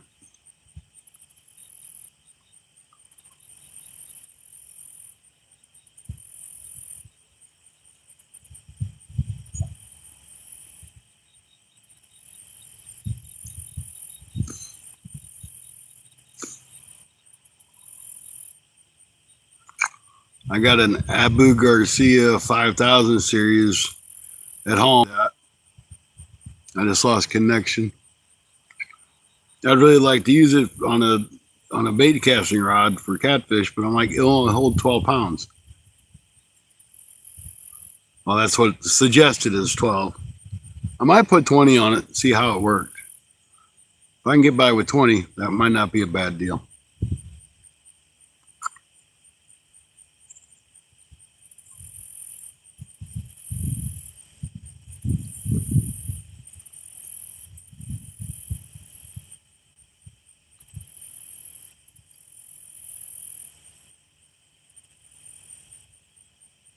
On my ultralight, I run 4-pound line. Well, you know I run 4-pound line on it. When we went bass fishing, I was catching a smallmouth. I only had, I think it's 4 or 6-pound line on it. I don't put anything heavier than 6-pound line on an ultralight or a crappie rod.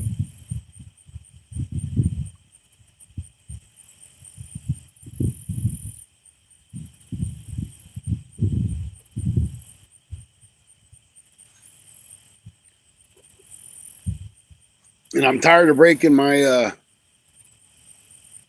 Shakespeare rods. So I think I'm going to opt into an expensive rod. I might go with an ACC 7-foot crappie stick. It'd be good for just about anything I do. That was a hit. At least something hit it.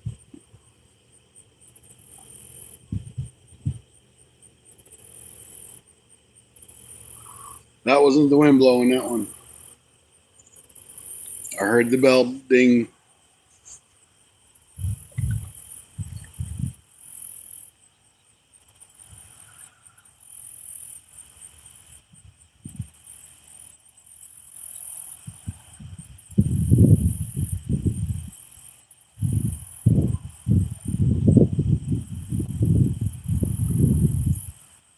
Ought to be a great night to sleep in the tent, though. Nice breeze.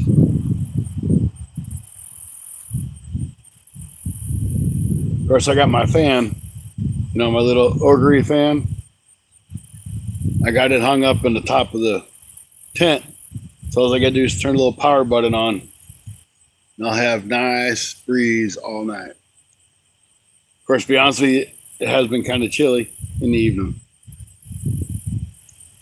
But man, I sleep good.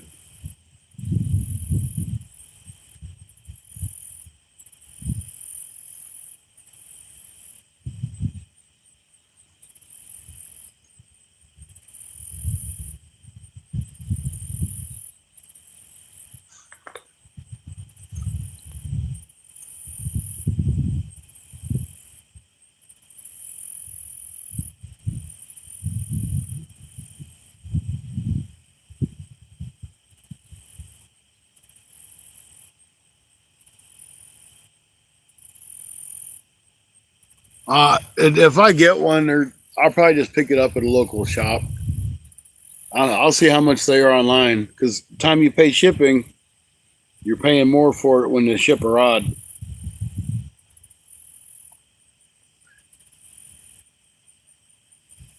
You're paying like 35 or 40 bucks for shipping.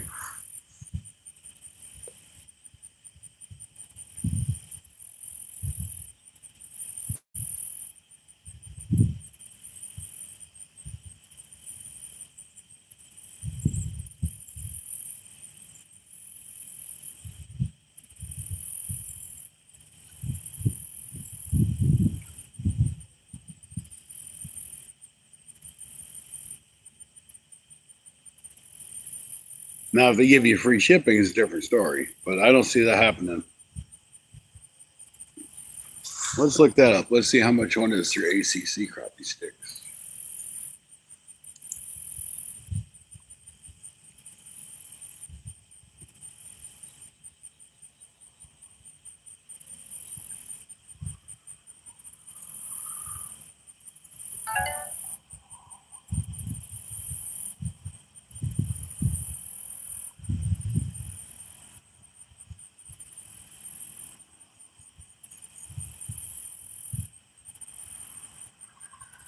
How did my search bar end up over there?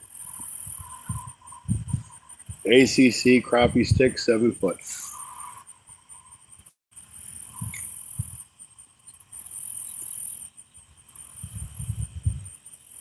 See how much they are at the old 7-foot. That's a 7-foot one piece.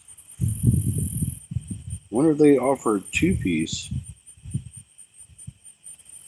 Medium to light power. $109 and they're out of stock.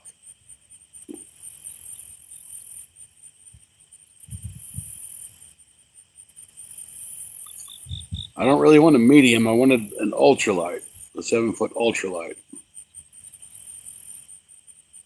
So they may not even have one I'd want. But it says lure weight 32nd ounce to an 1/8 ounce, but why would it be a medium? You know what I mean? I mean, that's an ultralight weight, but why is it a medium light rod?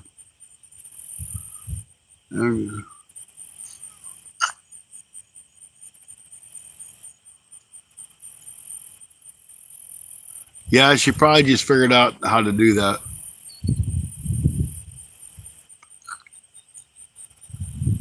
Because when you're a little one, like She's got to set over lives to public after she takes it for some reason.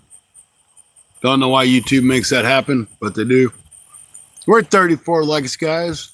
Keep going. We only need 16 more to hit that 50. Really appreciate it.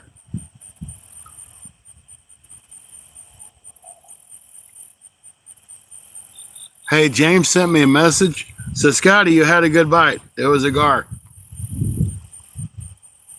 Seems like I know that.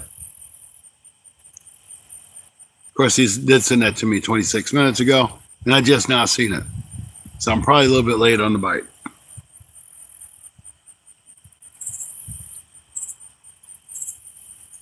I didn't tell you to go away. Come back here. So we're looking at crappie sticks still. Walmart sells ACC crappie sticks. Must be online. That's a 7.6.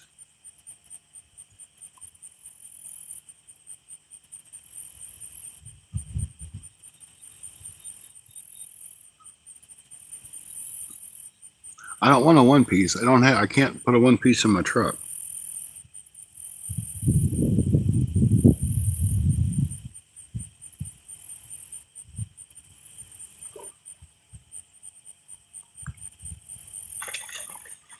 Man, damn carp are down here.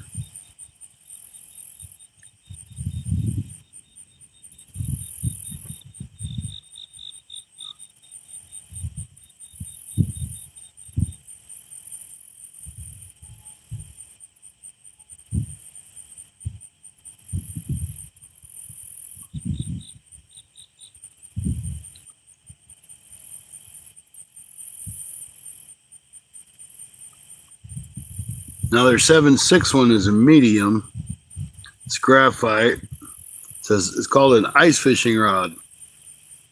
I don't know how they get an ice fishing rod out of that.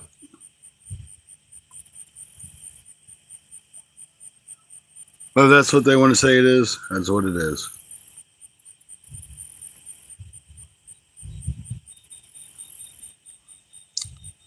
I need a new rod for my ultralight, new line. That's not casting right anymore. So that's my whole problem. I keep breaking the tips off the Shakespeare rods. I love them. I think they're great rods, but I break them.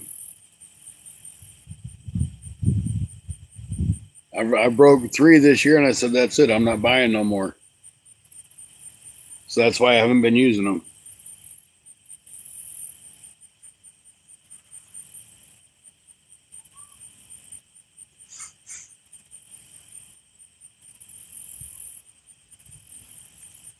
And I'm looking here at Bass Pro Shop, and they have a Crappie Max Pro Series rod for $39. So you can probably buy the rod and reel combo for $49.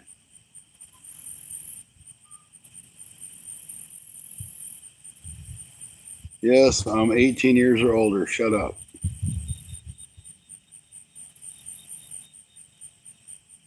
$7-foot ultralight.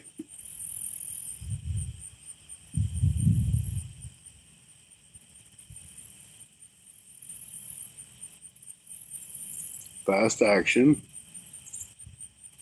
2-piece.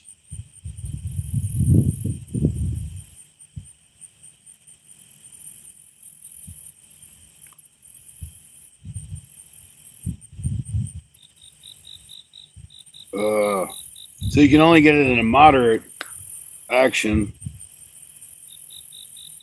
and a light. That's so stupid. That is dumb.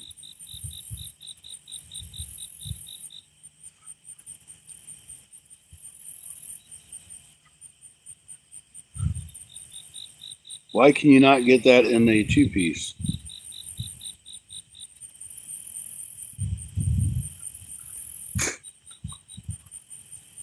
Yeah, them Asian carp are all over the place now.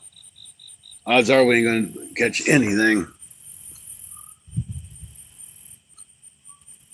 Then went the cast and the tip broke. Yep.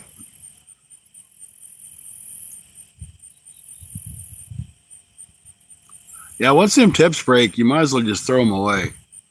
I mean, you can repair them, but it's just not the same.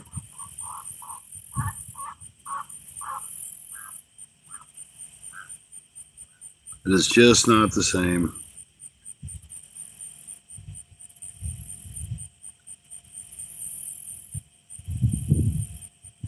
They make a 7/6 two-piece. 7/6 a little bit long. Let's see what the action is on this. It's power medium, fast action tip, 4 to 6 pound mono. It still says they'll throw a 1/32 ounce weight. Or lure, I should say. How much was that bad, dude? That's only $80. It's cheaper than the other one. But it's also the cork handle versus the grip handle.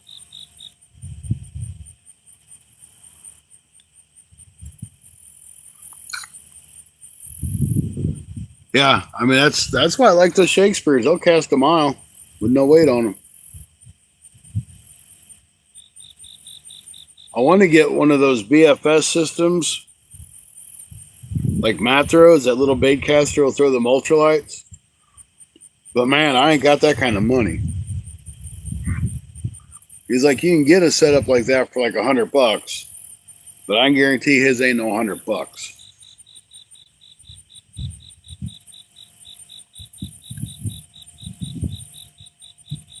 That man can catch anything on those.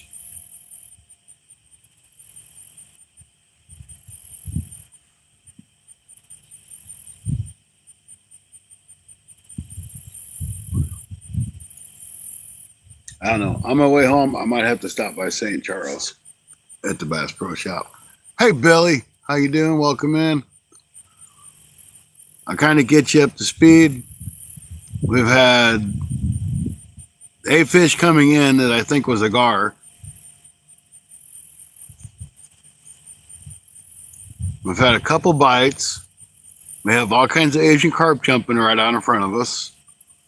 We got skipjack and shad on the left rod, shad on the right, and stinky smelly bait on the little rod. So that's the update of what we're doing, and we're fishing on the Illinois River.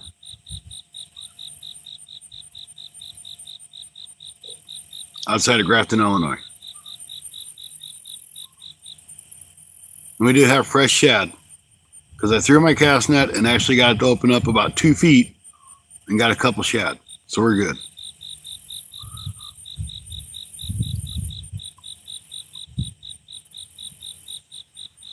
Rod's going to bring his cast net down tomorrow and probably come back with like loads and loads of shad in his cast net. This one that I got is just way too big. I've got to learn how to throw it. I can throw it a ton. I can throw it a mile. It's just it won't open.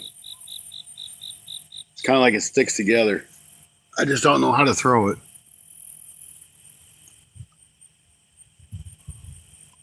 All right, well, I'm moving these rods around because they ain't getting no bites.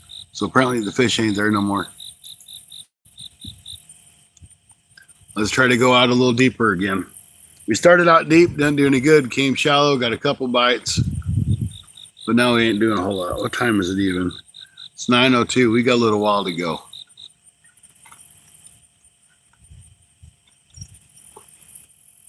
We don't have to leave so early tomorrow to go fish because Rod's going to meet me close to the campground.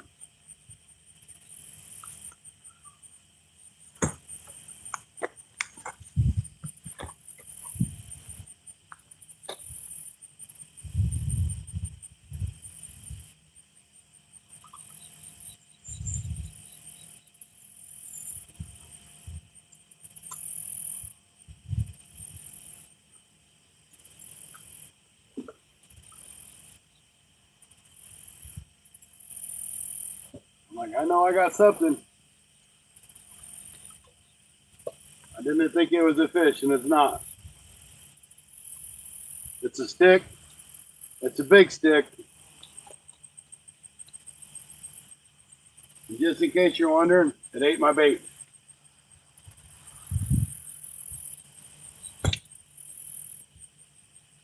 So I got no bait on this one.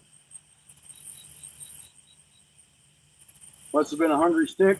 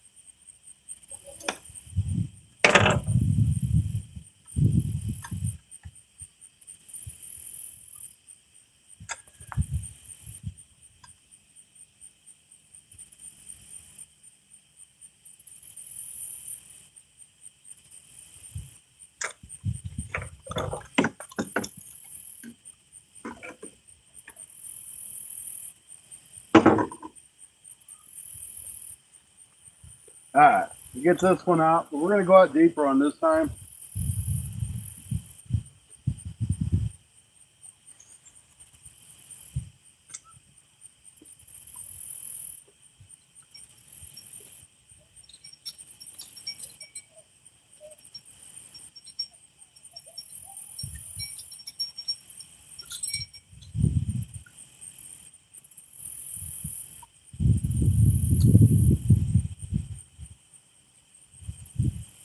I think it's about 8 or 10 foot where that line's at.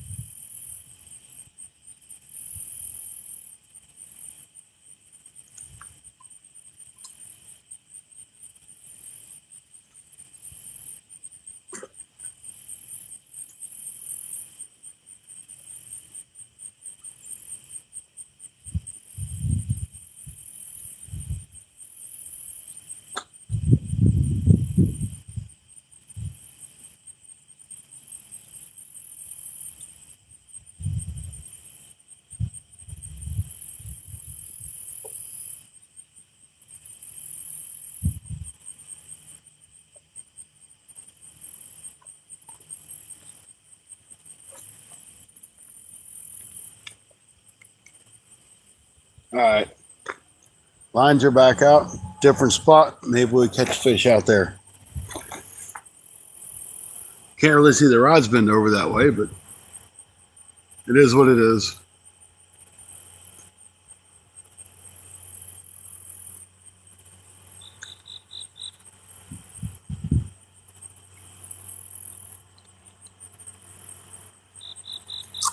Yeah, the middle one's got dip bait on it.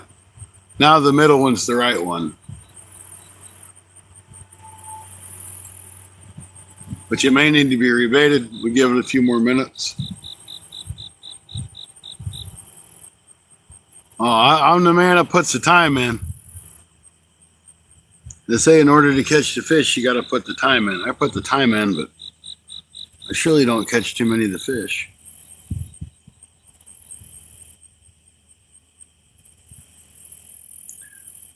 Unidentified floating object. Is that what that was?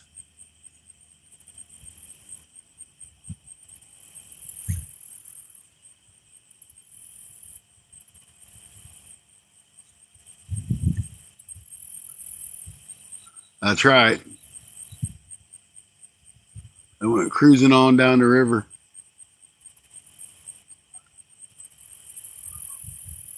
So did get a little bit of nice footage for the video. So now I've got like 7 videos I got to try to put together.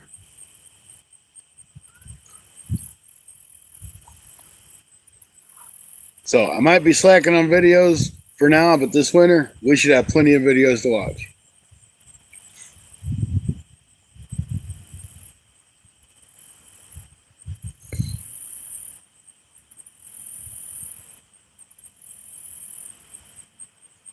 And if anybody's curious or really cares, I got like $400 put back for new fishing gear out of my pocket to try to help the channel. I don't mean it's going to help us catch fish, but we'll have newer, nicer looking gear.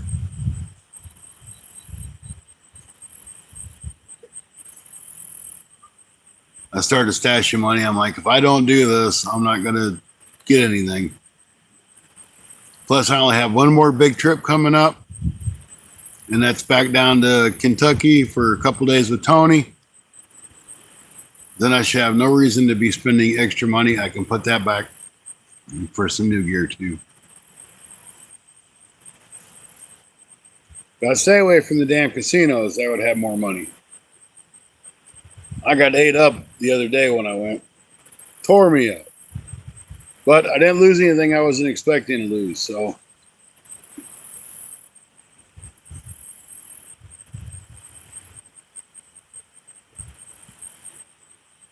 Still got 9 awesome people in here. Thank you guys. I got 10 rubies. Gotta love the rubies.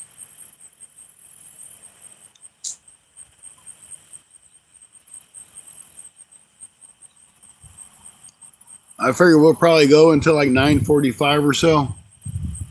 That way I kind of get back and unwind a little bit from all this hard work we're doing and the stress of the job before I have to go to bed. And I'll probably make a bologna sandwich for dinner. I do have some ham and beans that I made and I vacuum sealed. Need to eat that at some point in time. Oh, and I got chicken wings or chicken legs I need to eat too.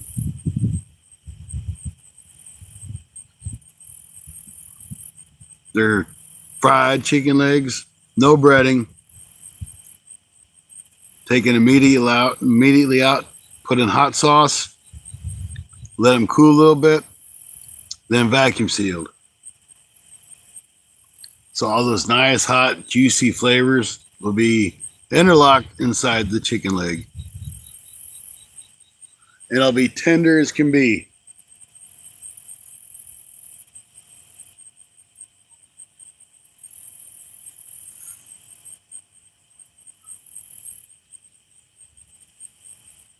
All right, 2 awesome people now. But I'm sure they'll bounce back. You can't ever believe that silly number up there. We do have 36 thumbs up.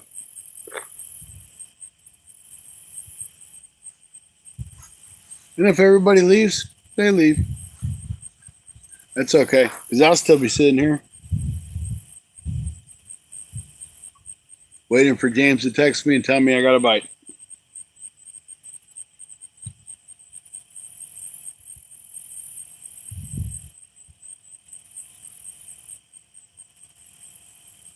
And if anybody's looking for stickers, I will tell you, I use Sticker Mule. But the whole key to Sticker Mule is you can't just go to their website and buy them. Well, you can, but you're going to pay a fortune. Sign up. They'll send you their little text messages or emails. And they'll send you great deals like 50 stickers for $29.99. Or the last set I got were $17.99 for 50 stickers. My black shirts that I have that say Fun Fishing Adventures, they were $14, and it's all free shipping. So they got some good deals. You just have to wait for them to pass the deal to you.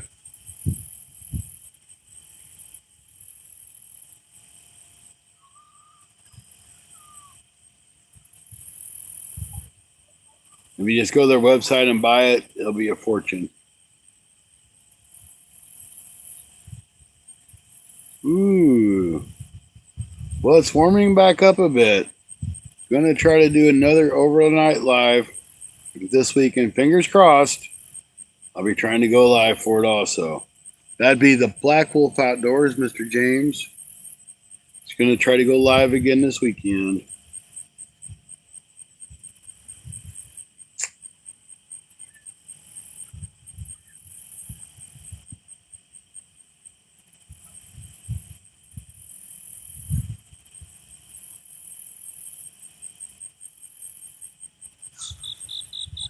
So be watching out for James to maybe or maybe not go live.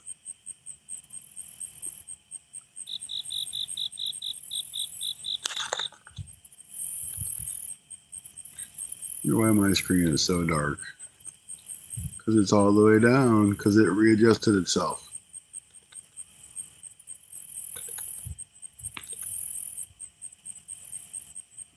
That's better. Yeah, that's how I put the last couple lives or so. Be completely quiet. Yeah. When chat dies, it's hard for whoever is hosting to really be a good host because you got nobody to interact with.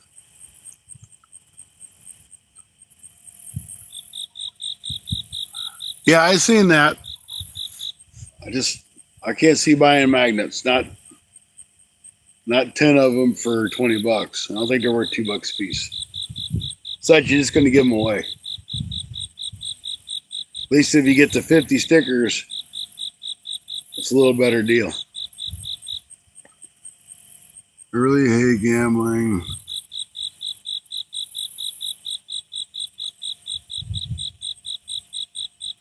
I just do it once in a while. I'll take 20 or 30 bucks if I'm going to, say, Cape Girardeau, and I leave everything else where I can't get to it, and I'll go play on what I got. Sometimes I do good, sometimes I don't.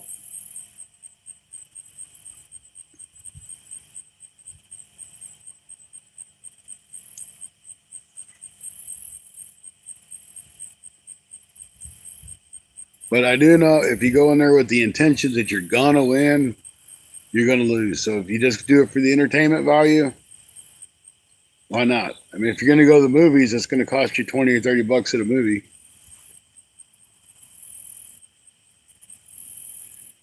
Let's see. Let's look at who's live tonight, guys. We got Arizona Outdoors is live 15 minutes ago. Vegas Matt is live 16 minutes ago. Gone Fishing with Stacy released a short. Gone Fishing with Stacy left another short.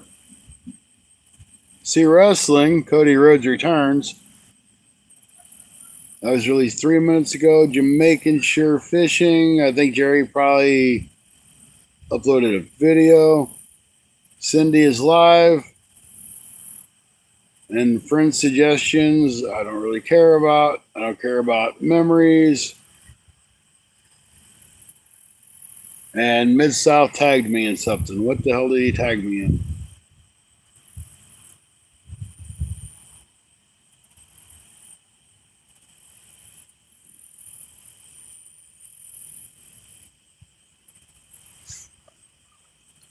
So that's it.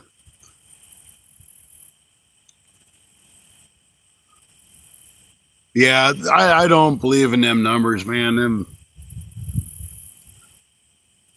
I see 4 people, but it's just a number. YouTube can't keep up with everybody comes in and goes out. But YouTube hasn't been pushing lives very much, at least not mine or a few other people's. Last night's live, I had a little over 300 people. Before, I was getting 2,000 or 3,000, 4,000 people going through my live. So I don't know what they've changed or what they've done, but they've really put the hurt on lives lately. And it could be a lot of its kids are going back to school. Hey, that was a ding, ding, ding, ding, ding. That was the dinner bell dinger. That was kind of curious.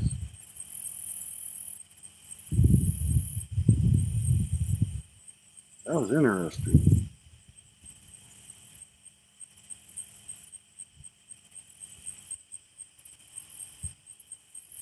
I think it's probably a fish running the line.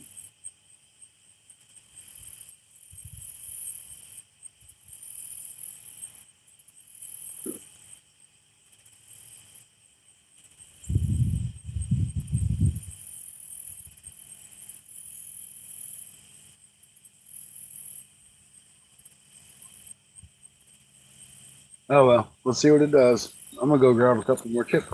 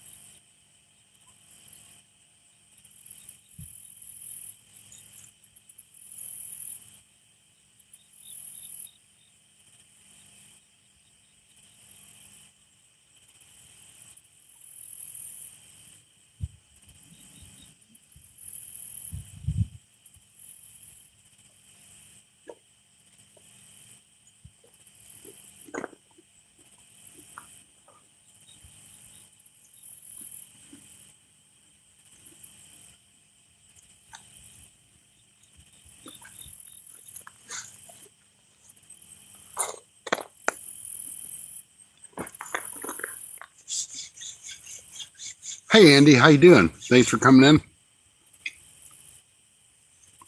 Just the person I want to talk to. Rod and I went crappie fishing today, and you never guess what I caught. You can go ahead and guess. I didn't catch a mermaid.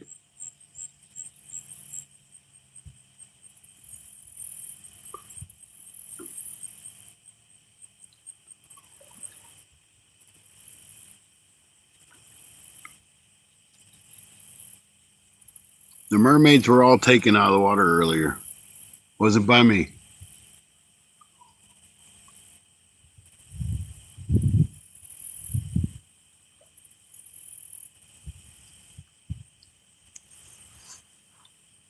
Well, I'll tell you anyway. I caught. No.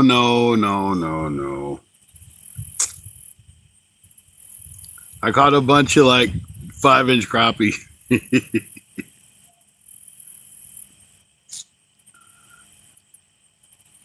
And they were all in about 10 foot of water. But it was fun. Any day out catching crappie is fun. Don't matter really what you catch or how big it is.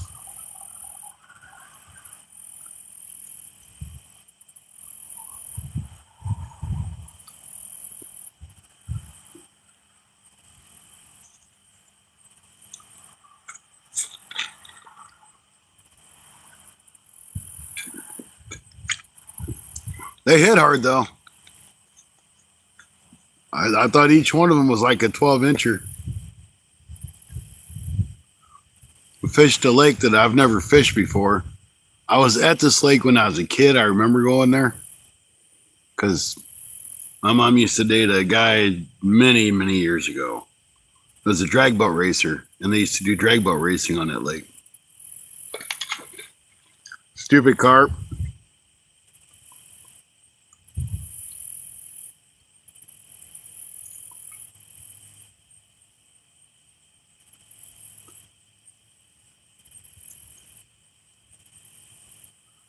Yeah, the bigger crappie should be coming back up soon.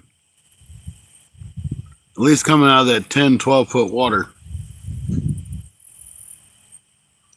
Then once winter gets here, that's a real crapshoot because you'll catch them. You'll still, I personally, I still catch a bunch of smaller ones in the winter. But I do seem to catch quite a few 10, 11, and 12 inches. Probably 11 and a half. I think I've only caught a couple 12-inch crappie.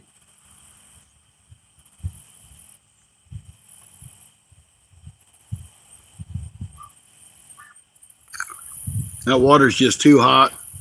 That was still, I think we were bouncing between 74 and 77 degrees. That water really needs to get down right around 70, 67 to 70. Then I'll turn on. I've been doing well with the Malibu jigs,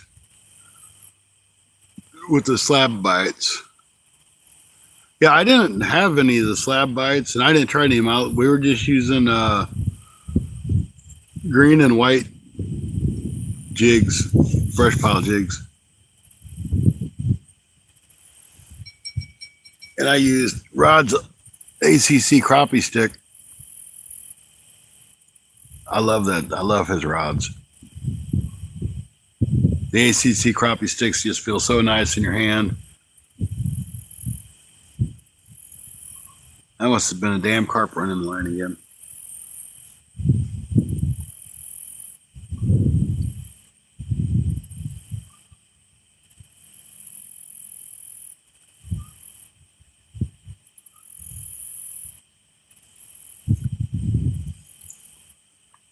But even them little ones, when they go boom, man, it's like, man, it's a big one.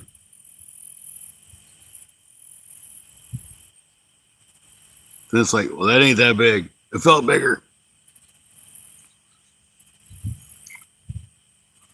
Now, I really think if we had some minnows, we'd have just flat out destroyed them with minnows.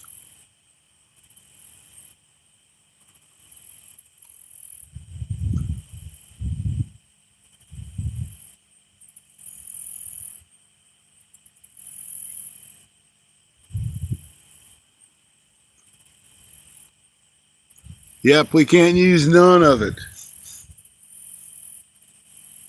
They'll give you a ticket if you think about using a crappie.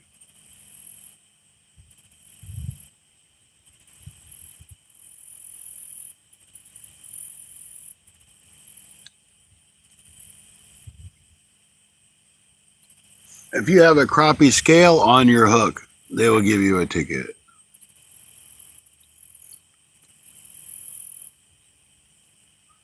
Yeah, we were probably 8 to 10.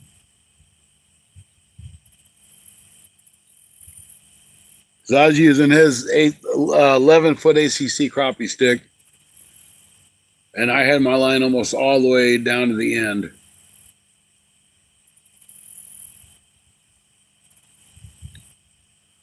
When I went fishing a week ago, I went down to the St. Francis River. I could find a crappie. I didn't find a bunch of them, but I couldn't get in a bite for nothing. I didn't catch one crappie. I was out there for 6 hours.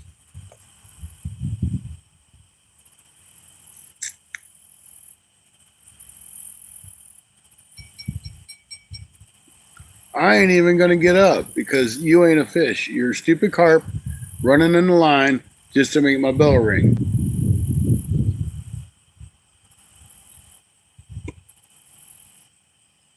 I already know your game. We've played it a couple times already. I ain't jumping.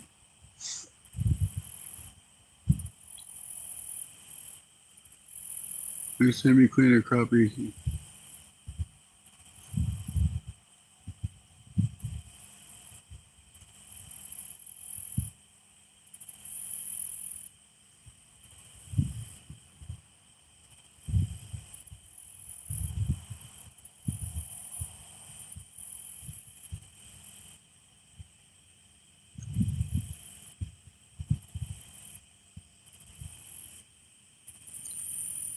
All you got to do is hang out with Matt.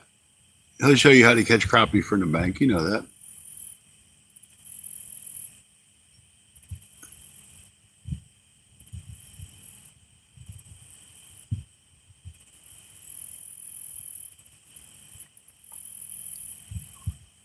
Yeah, getting out on the boat and catching crappies, the better way to do it. Vertical jigging, that's the fun way to do it. All you got to do is get out and find your brush pile, a couple sticks sticking up out of the water. Just start hitting it with the jig.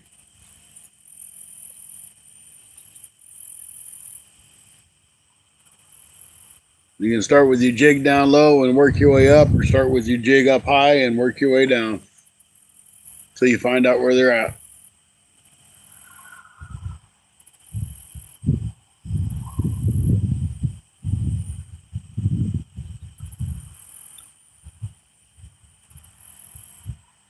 Like generally, if I'm throwing a minnow under a float, I'll start about 18 inches deep. And if I don't get them, I'll drop down another 6 inches to a foot.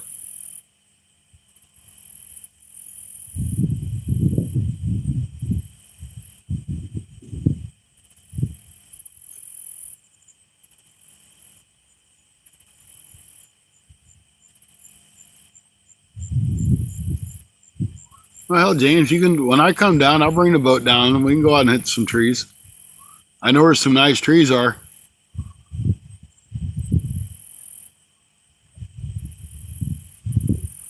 In the wintertime, there's a couple of those nice trees that I get some nice 10, 11, 12s out of. I mean, I'm talking when it's winter, like 30 degrees winter, 40 degrees, 20 degrees.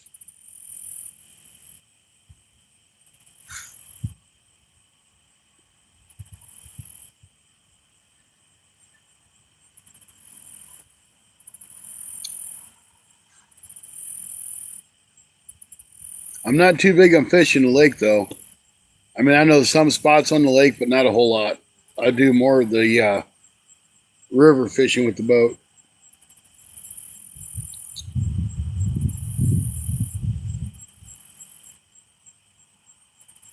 My middle line's gone slack. Now my middle line's moving. It might be the wind.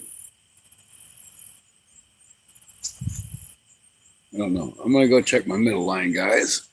It looks like it's moving.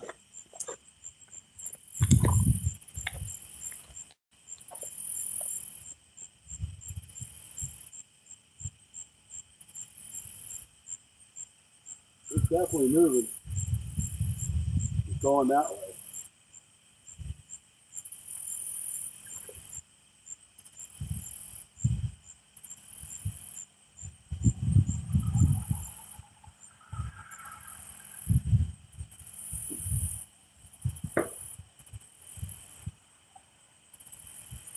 Oh yeah.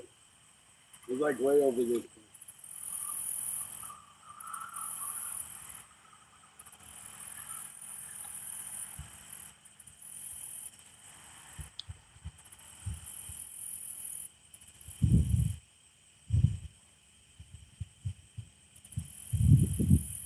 That's way up there.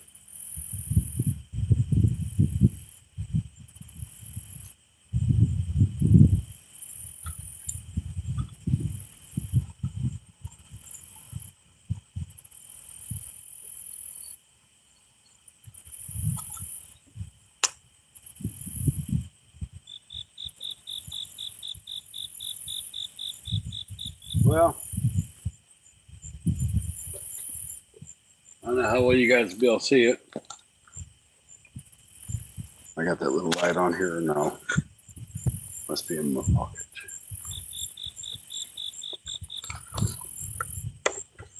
There it is. This was a whole shad.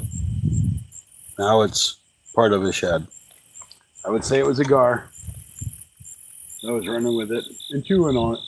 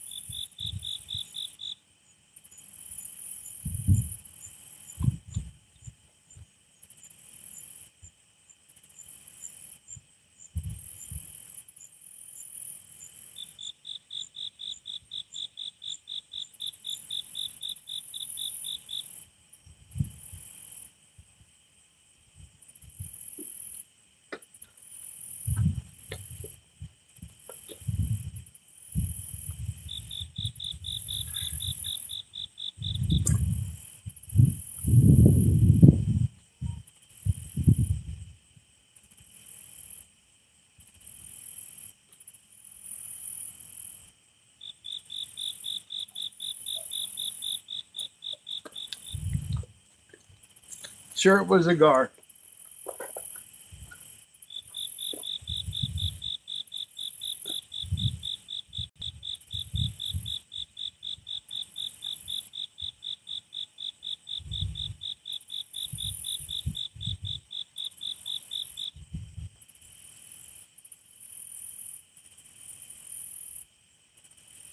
That's one of the bad things about fishing at night if you can't see your line.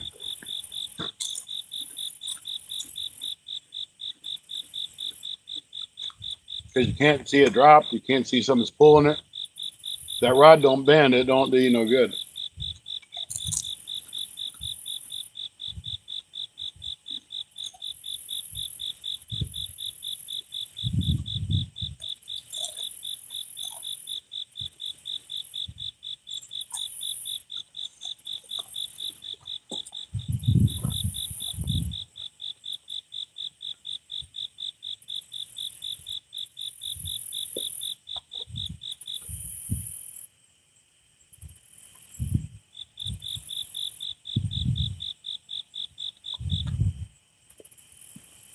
And the bugs have finally gone away.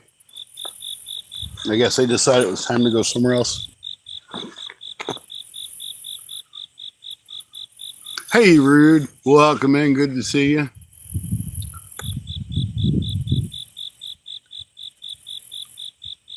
Let me get up here. That's why you make friends with me. Yeah.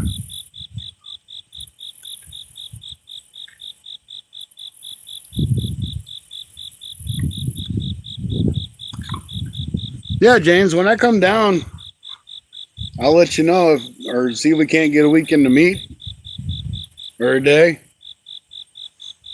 If you can get a ride over there and back, we'll go out on the boat.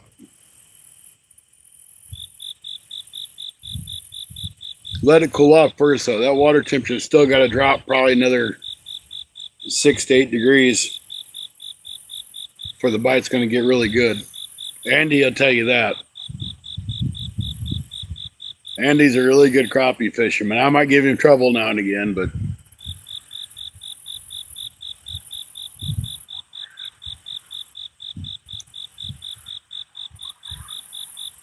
he knows what he's doing.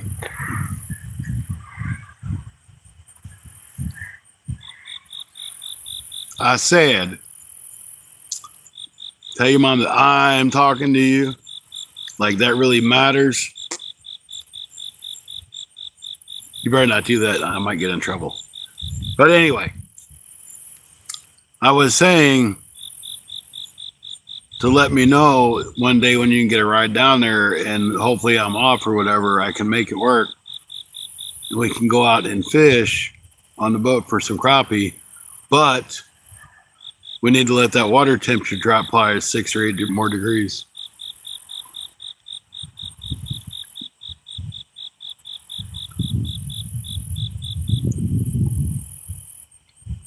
Yeah, definitely don't tell mom that because I would get in trouble. I hate being in trouble by mamas.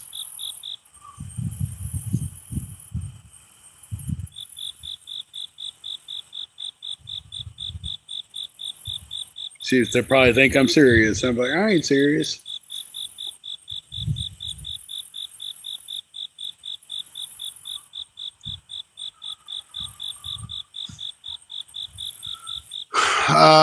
So the end of the month, probably by the end of next month, like around the Halloween time. Oh no, she heard me. That's terrible. I didn't say that it wasn't me, I promise. It was somebody else.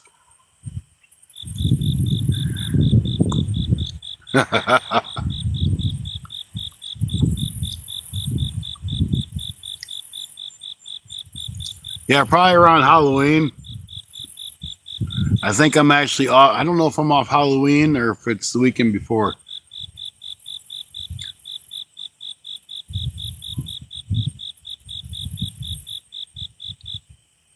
Oh, I know they'll be packed, but they're all going to be in their campers for Halloween.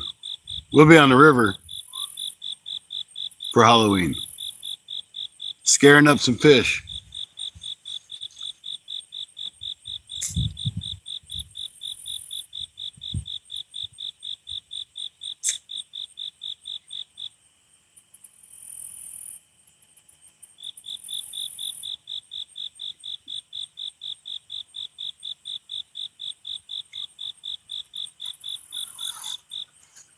Let's see what time it is, boys and girls. It's 9:39. I actually got a good night's sleep and I'm not tired.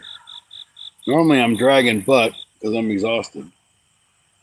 We did pick up at least one subscriber that I just noticed.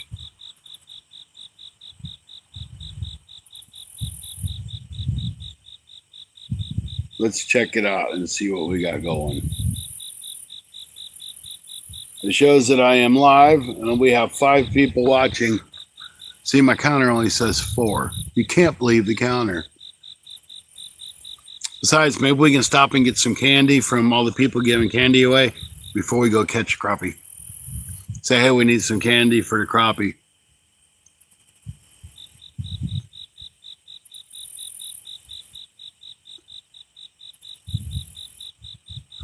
Yeah, I was down there last Halloween. I think I was. I know I was.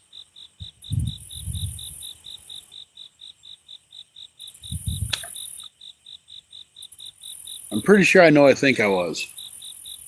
How's that?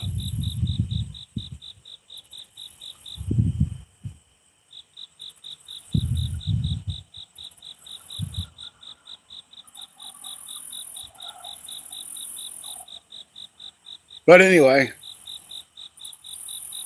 we're going to go 15 more minutes. Well, we'll go 20 minutes, so it's 10 o'clock. We'll have a 3-hour live stream. People are dropping off like flies. There's tons of other live streams. It's Friday night.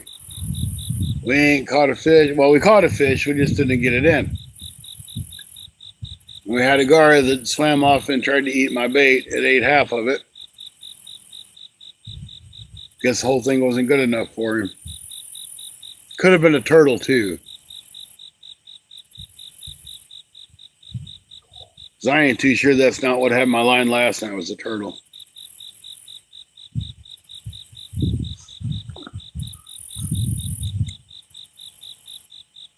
Dress like a fisherman and get candy. That's right.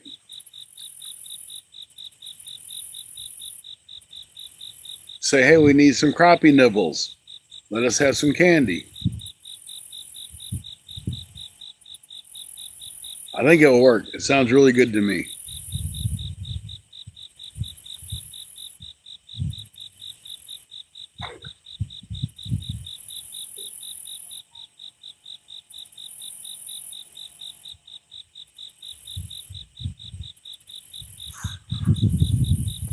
You know, you need to have a Snickers so you can feel more like yourself and all.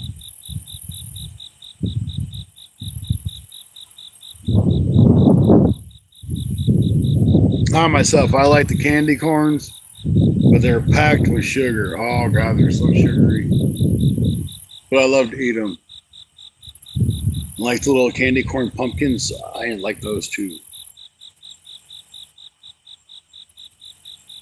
And I like sweet tarts and the little Smarties. I love Smarties. I'll let you know. Okay. I'll walk up to the people and be like, I'm a poor, desperate fisherman, and I need some candy.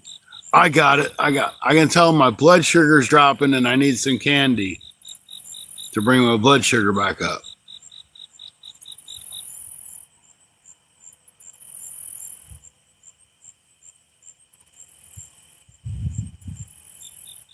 You loved until you couldn't chew them. Well, that's the nice thing about the Smarties. You don't have to chew those. The candy corns, you kind of got to chew.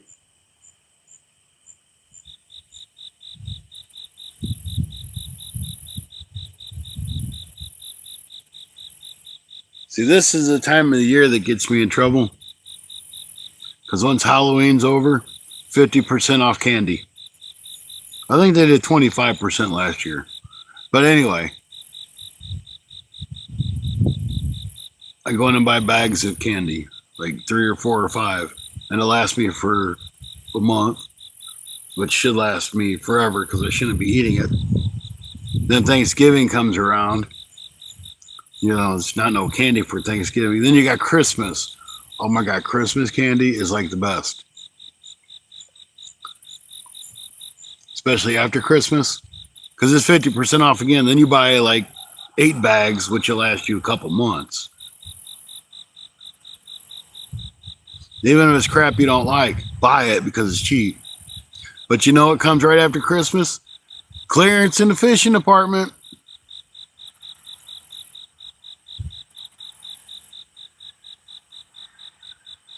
Yeah, I know I have issues. 44 thumbs up. Thank you guys. Hey, we just need 6 more to get to 50. That's the goal. 50 for the live stream.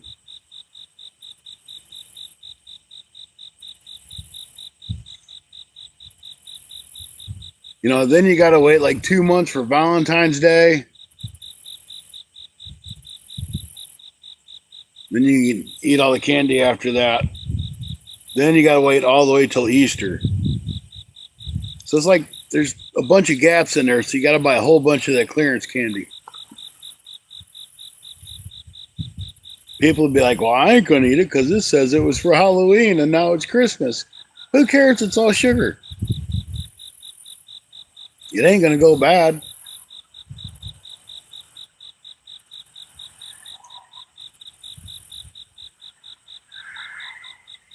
There ain't no way it's going to go bad.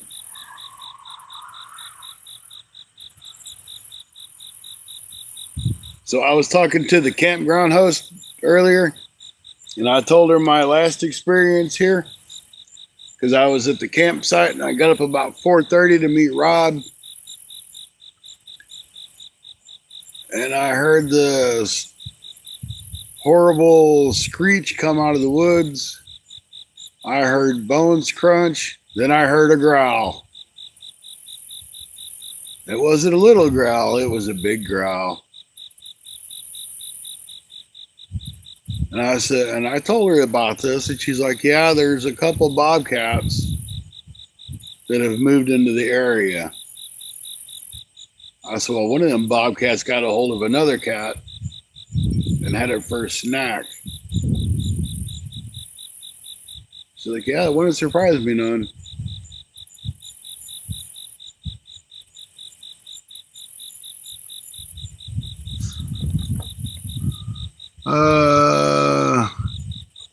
That's what I need to do. Get some funds together and go with you. Yeah, I mean, dude, I am like the king of clearance when it comes to fishing stuff. You've seen my extra boxes. And I'll put a big parentheses on extra because it's shit that I'll never probably use. But I bought it because it was on clearance. You know how much money I saved by buying stuff that's on clearance that I'll never use? I didn't save a damn thing because I wasted all that money sitting on my shelf. I could probably open a small tackle store. Just to be honest, I probably could.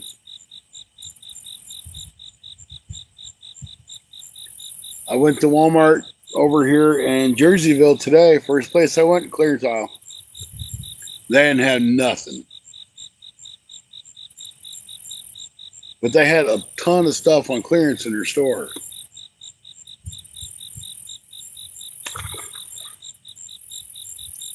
That was one of them stupid Asian carp. But, you know, we got deer season. So they might put like a few tents or something on clearance so they got a big overstock on them.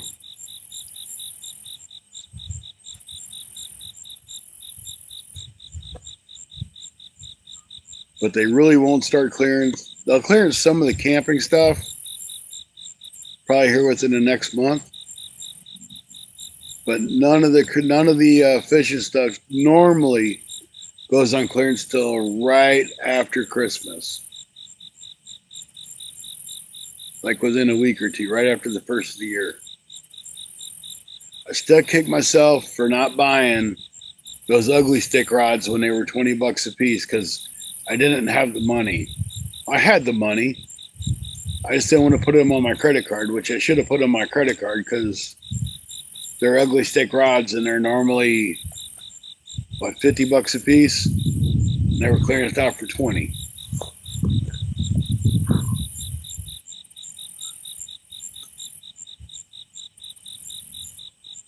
Oh, well, James, hey, I got a bunch of fishing stuff I bought on clearance. You want to buy it?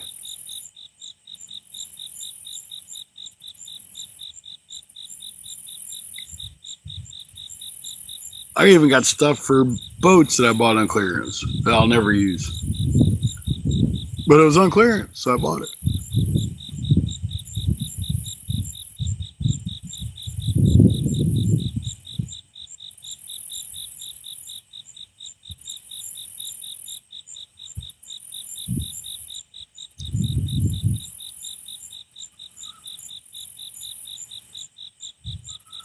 I figured out I'll offer you first before I sell it to everybody else.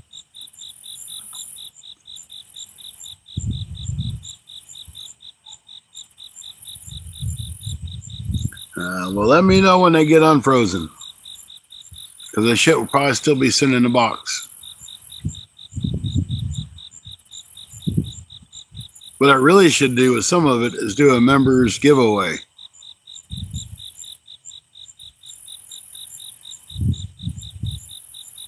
But I have a hard time saying well, hey, let's do a members giveaway. And then I'm like, I start going through my boxes. I'm like, well, I might use that one day. Or I might use that. I could use that. Then I don't get anywhere.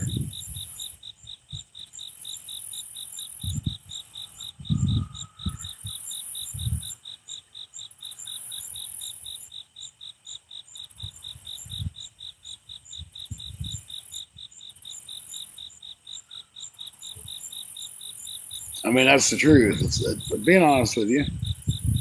Hey, I just had a hit on that middle rod, guys.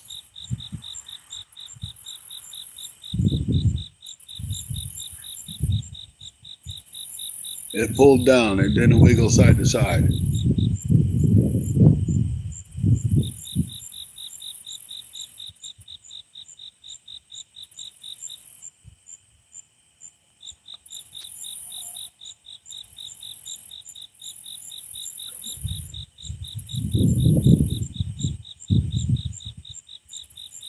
I have cleats for boats and boxes. I mean, I'm telling you, I got shit all over the place that I bought.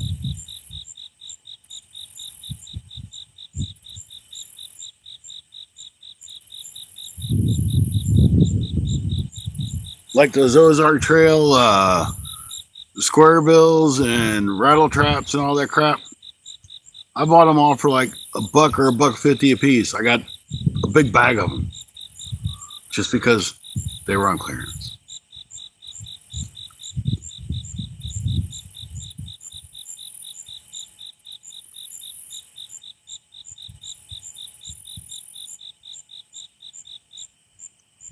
Yep, I'm going to do something with it one day. That's it. Then you end up doing nothing with it and you wonder why the hell you got all that crap laying around. My buddy's the same way. He's like, oh, hold on to that. You're going to need it later. You might need it. Hang on to it. I'm like, dude, I don't want all this crap here. I want to be able to move around my house and not move shit. Because I kept it because I might need it sometime.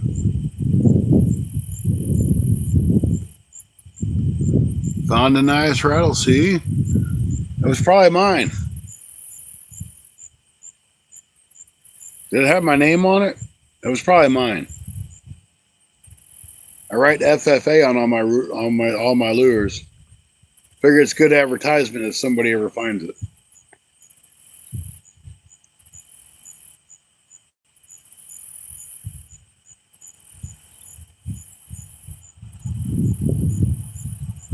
You'll find all kinds of good stuff down there on the riverbank. People knock their tackle boxes over or don't pay attention. They just leave shit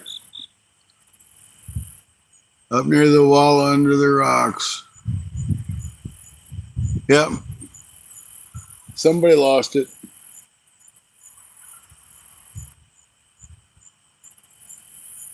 And they probably went to get it and had a bad spot on their line and just busted it. I hate people that use braid. Okay, let me rephrase that. I don't hate people that use braid, but I hate it when people use braid and they don't use a mono leader to tie their stuff up on, because when they can't break that braid, they end up cutting it and that braid just sits in that water. That's the way I should have said it. That's what I was meaning. That's where I was going with it. If you're going to use braid, use a mono leader. Your mono leader will break before your braid.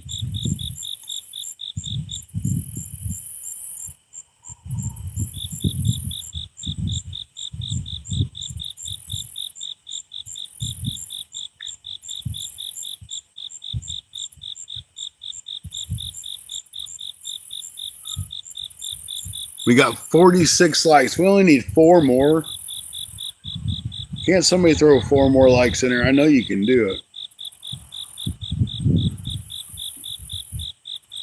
We got 5 minutes for the fish to bite and to get 4 likes.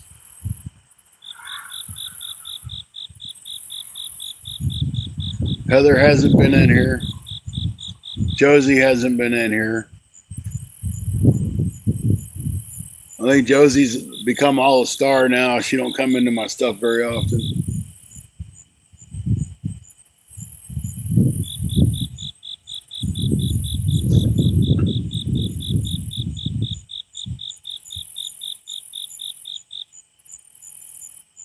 Yeah, James, I use 30 to 50 pound line for leaders. Now, if I'm doing a breakaway rig, I use like an 8 pound for a breakaway rig. Especially throwing up in that dam area, because your weight is what gets hung up most of the time because your bait will float up. That breakaway lets you just break that weight off and you get your hook and stuff back most of the time.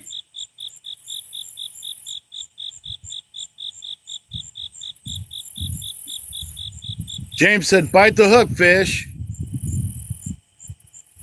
He said it just like that, too. So y'all better bite the damn hook.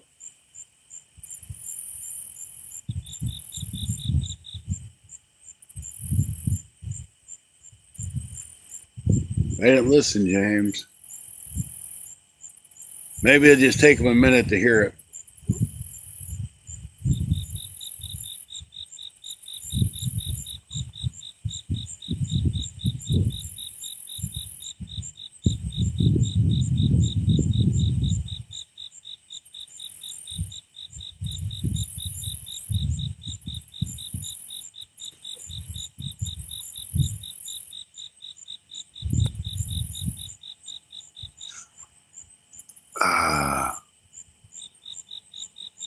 No, fish don't ever listen. They don't listen to nothing.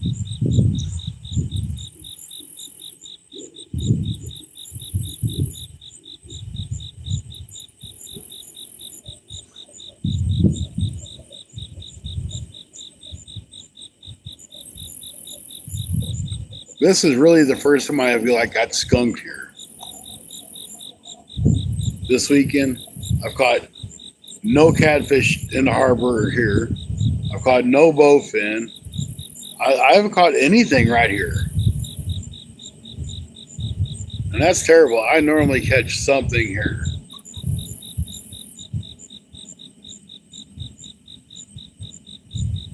I might have to try the harbor again tomorrow, but maybe a different spot.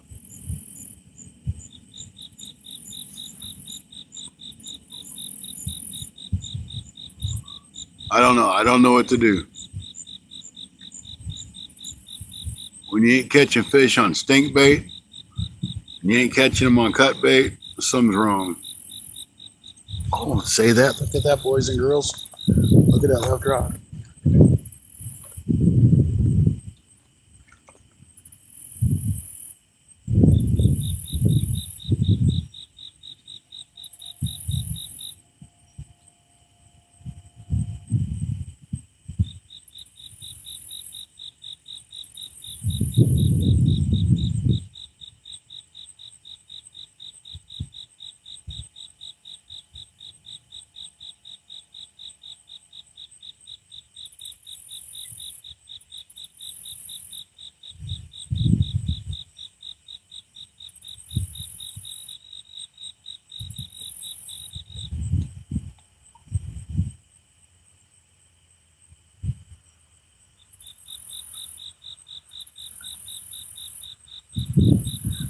Line slack.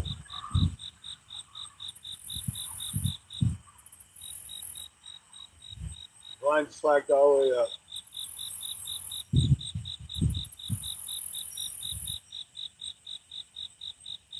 Pull it.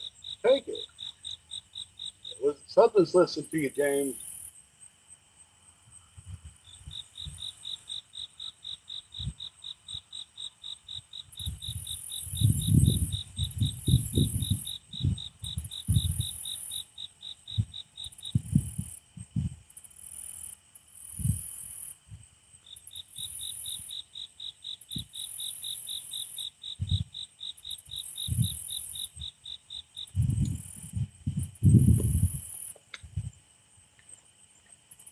Something's jacking with it.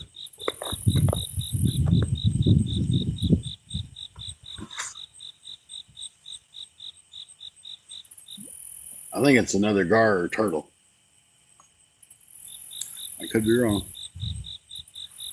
Because it's like pulling it out and bringing it in and pulling it out and bringing it in. Should have brought some chicken livers. No damn chicken livers.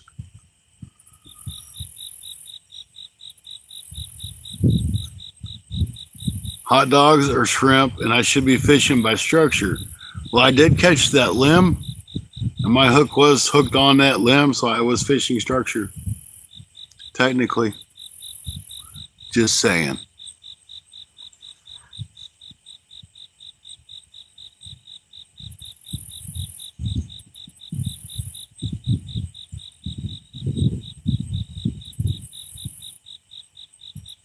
I know I ain't got no bait left on that dip bait, but I ain't gonna fool with it. You know what I should have had was good old fashioned worms. Catch anything on worms. Going for cats, but we ain't had no luck yet. We have a couple bites. We had something take off upriver with one of the baits. I'm sure it was probably a gar. I had something on the line coming in. It let go. I think it was a gar. I couldn't quite see it though. And we're getting a bite on the left rod that I think is a turtle or a gar.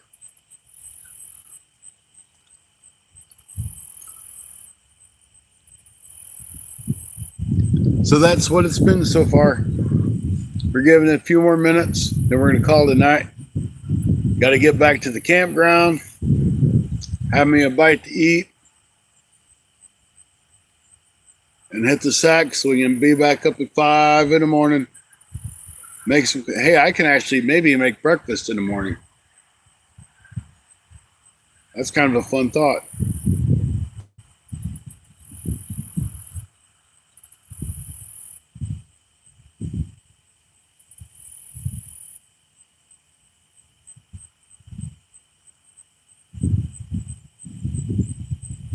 I don't think there's any alligator gar up here. I know they're restocking the alligator gar in southeast Missouri, however you all people in that state want to say it. Missouri.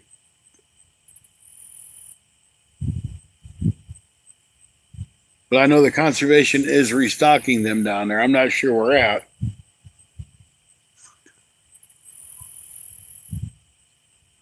Because I was talking to Salvador. Matter of fact, it was actually in a video 2 years ago on when they were doing the trout stocking at Engler Park. He said that they were doing that. They actually said it in the video, so. Don't the Illinois and Mississippi meet? Yeah, they meet right down yonders. I was fishing last night. Where I was fishing is one of the areas they meet. There's kind of like a little channel, but just a little farther down, maybe a quarter of a mile, is actually where they run full force into each other.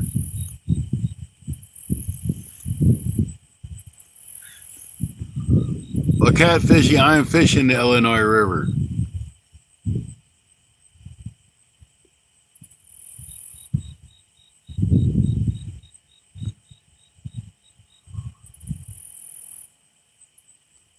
Well, how do you figure that, James? I don't know if there's alligator gar up here or in the Mississippi up here. I have no idea. I've never caught an alligator gar. Never heard of anybody catching one around here or even back home.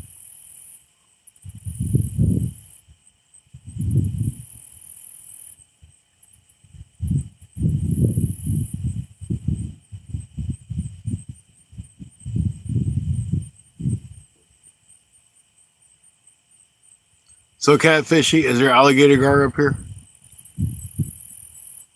So Cal, how you doing?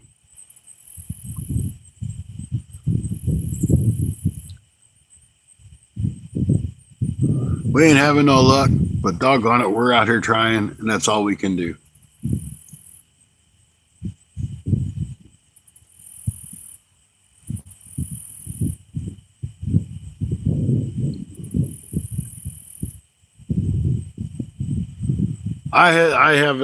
I've never caught one. I've never seen one caught.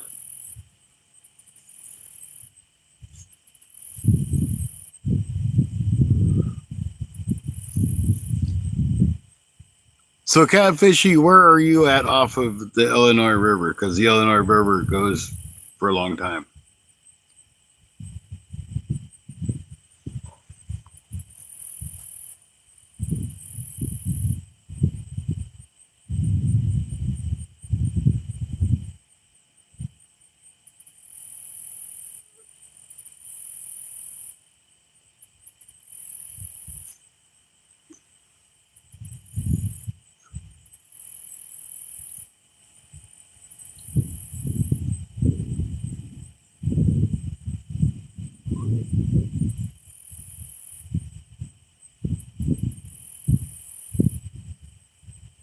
We're further upstream. Well, I'm fishing at Crafton right now. I'm at Pierre Marquette State Park. Just visiting. I gotta go back to Missouri here in a couple days. Just a long ways to go, long drive.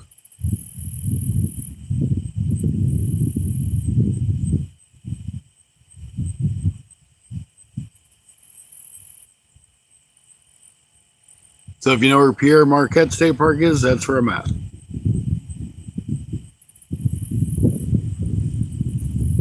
There's a beautiful breeze. Hopefully it's not too bad on you guys.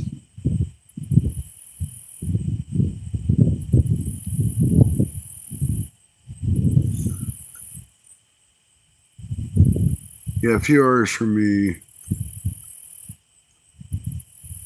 We have gray channel cat and big flathead. I wish I'd catch some flathead. I ain't caught a flathead in a couple of years, and that was only 14.5, 14.6. I think it's 14.5.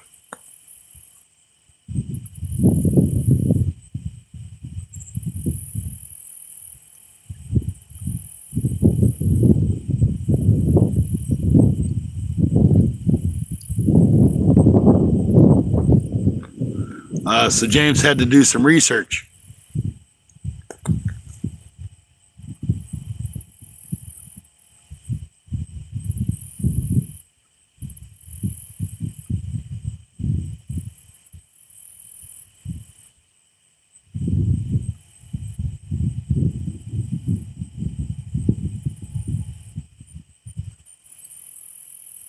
I don't really hunt the flatheads. If I run across one or one runs across me, I'm tickled pink.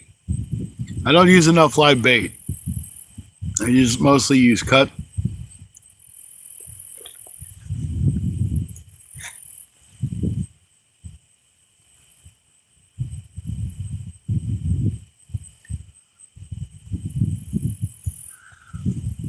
I have some live bait right now that's going to go into the ice chest and be unlive bait for a trip tomorrow.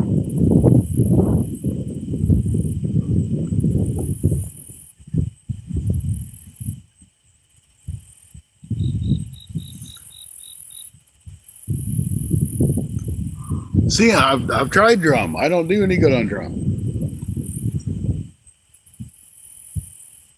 Could just be I'm not patient enough with it either.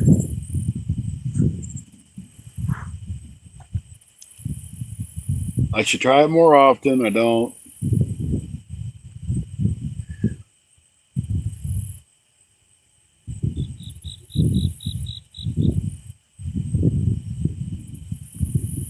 I'm more of a skipjack shad person.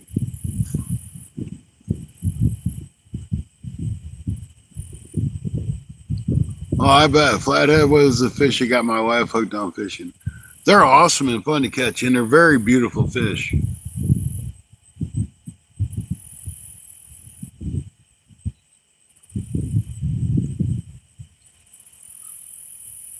Especially when you find them small ones that are all full of colors.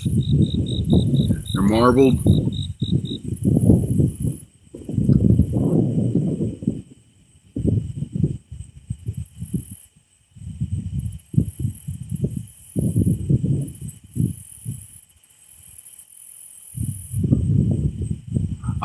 I catch tons of channel cat on skipjack and shad. Just not tonight or last night. Maybe not tomorrow night. But one night I will. But I do know that bluegill works really well in the summertime. Shad supposedly works better in the wintertime. And skipjack's better during the summer. So I've been told. I use skipjack almost all year round.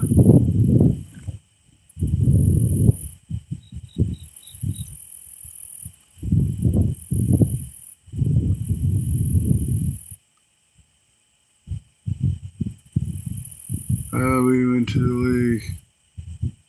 How was it in Arizona?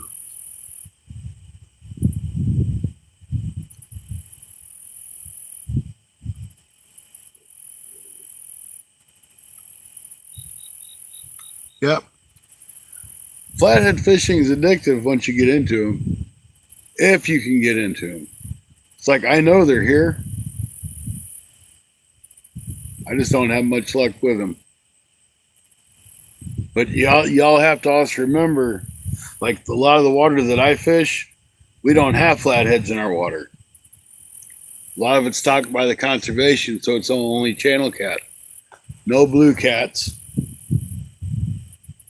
I have to go at least an hour in any direction to even have a possibility of a flathead.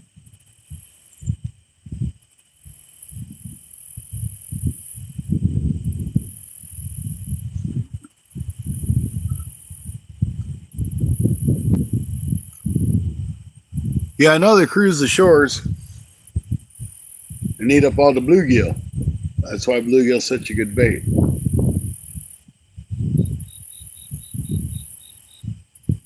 My personal best blue cat came out of 2 foot of water.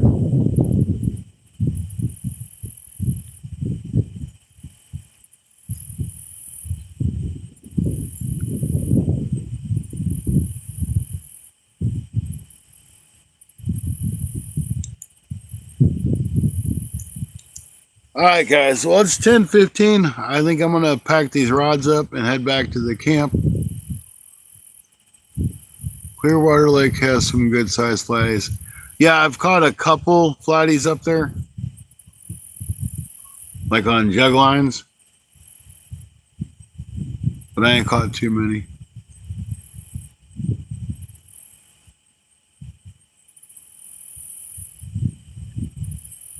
So, hey guys, I really want to thank you guys for hanging out with us tonight. Catfishy, appreciate you being there. SoCal, of course. Mr. James. I don't know who all is left in here. I think it's kind of just been us for a while. But thank you guys again. If you haven't, please hit that thumbs up. We're 49. We only needed one more to hit 50, but it's good enough. And if you don't mind, subscribe. That'd be great too. Thank y'all. Have a great night. And we'll see you probably tomorrow. Hey, I appreciate it there, Catfishing. Probably tomorrow night we'll do it again. If it says 50 on your screen, we're good, because I know it's behind sometimes. So, thank you guys once again.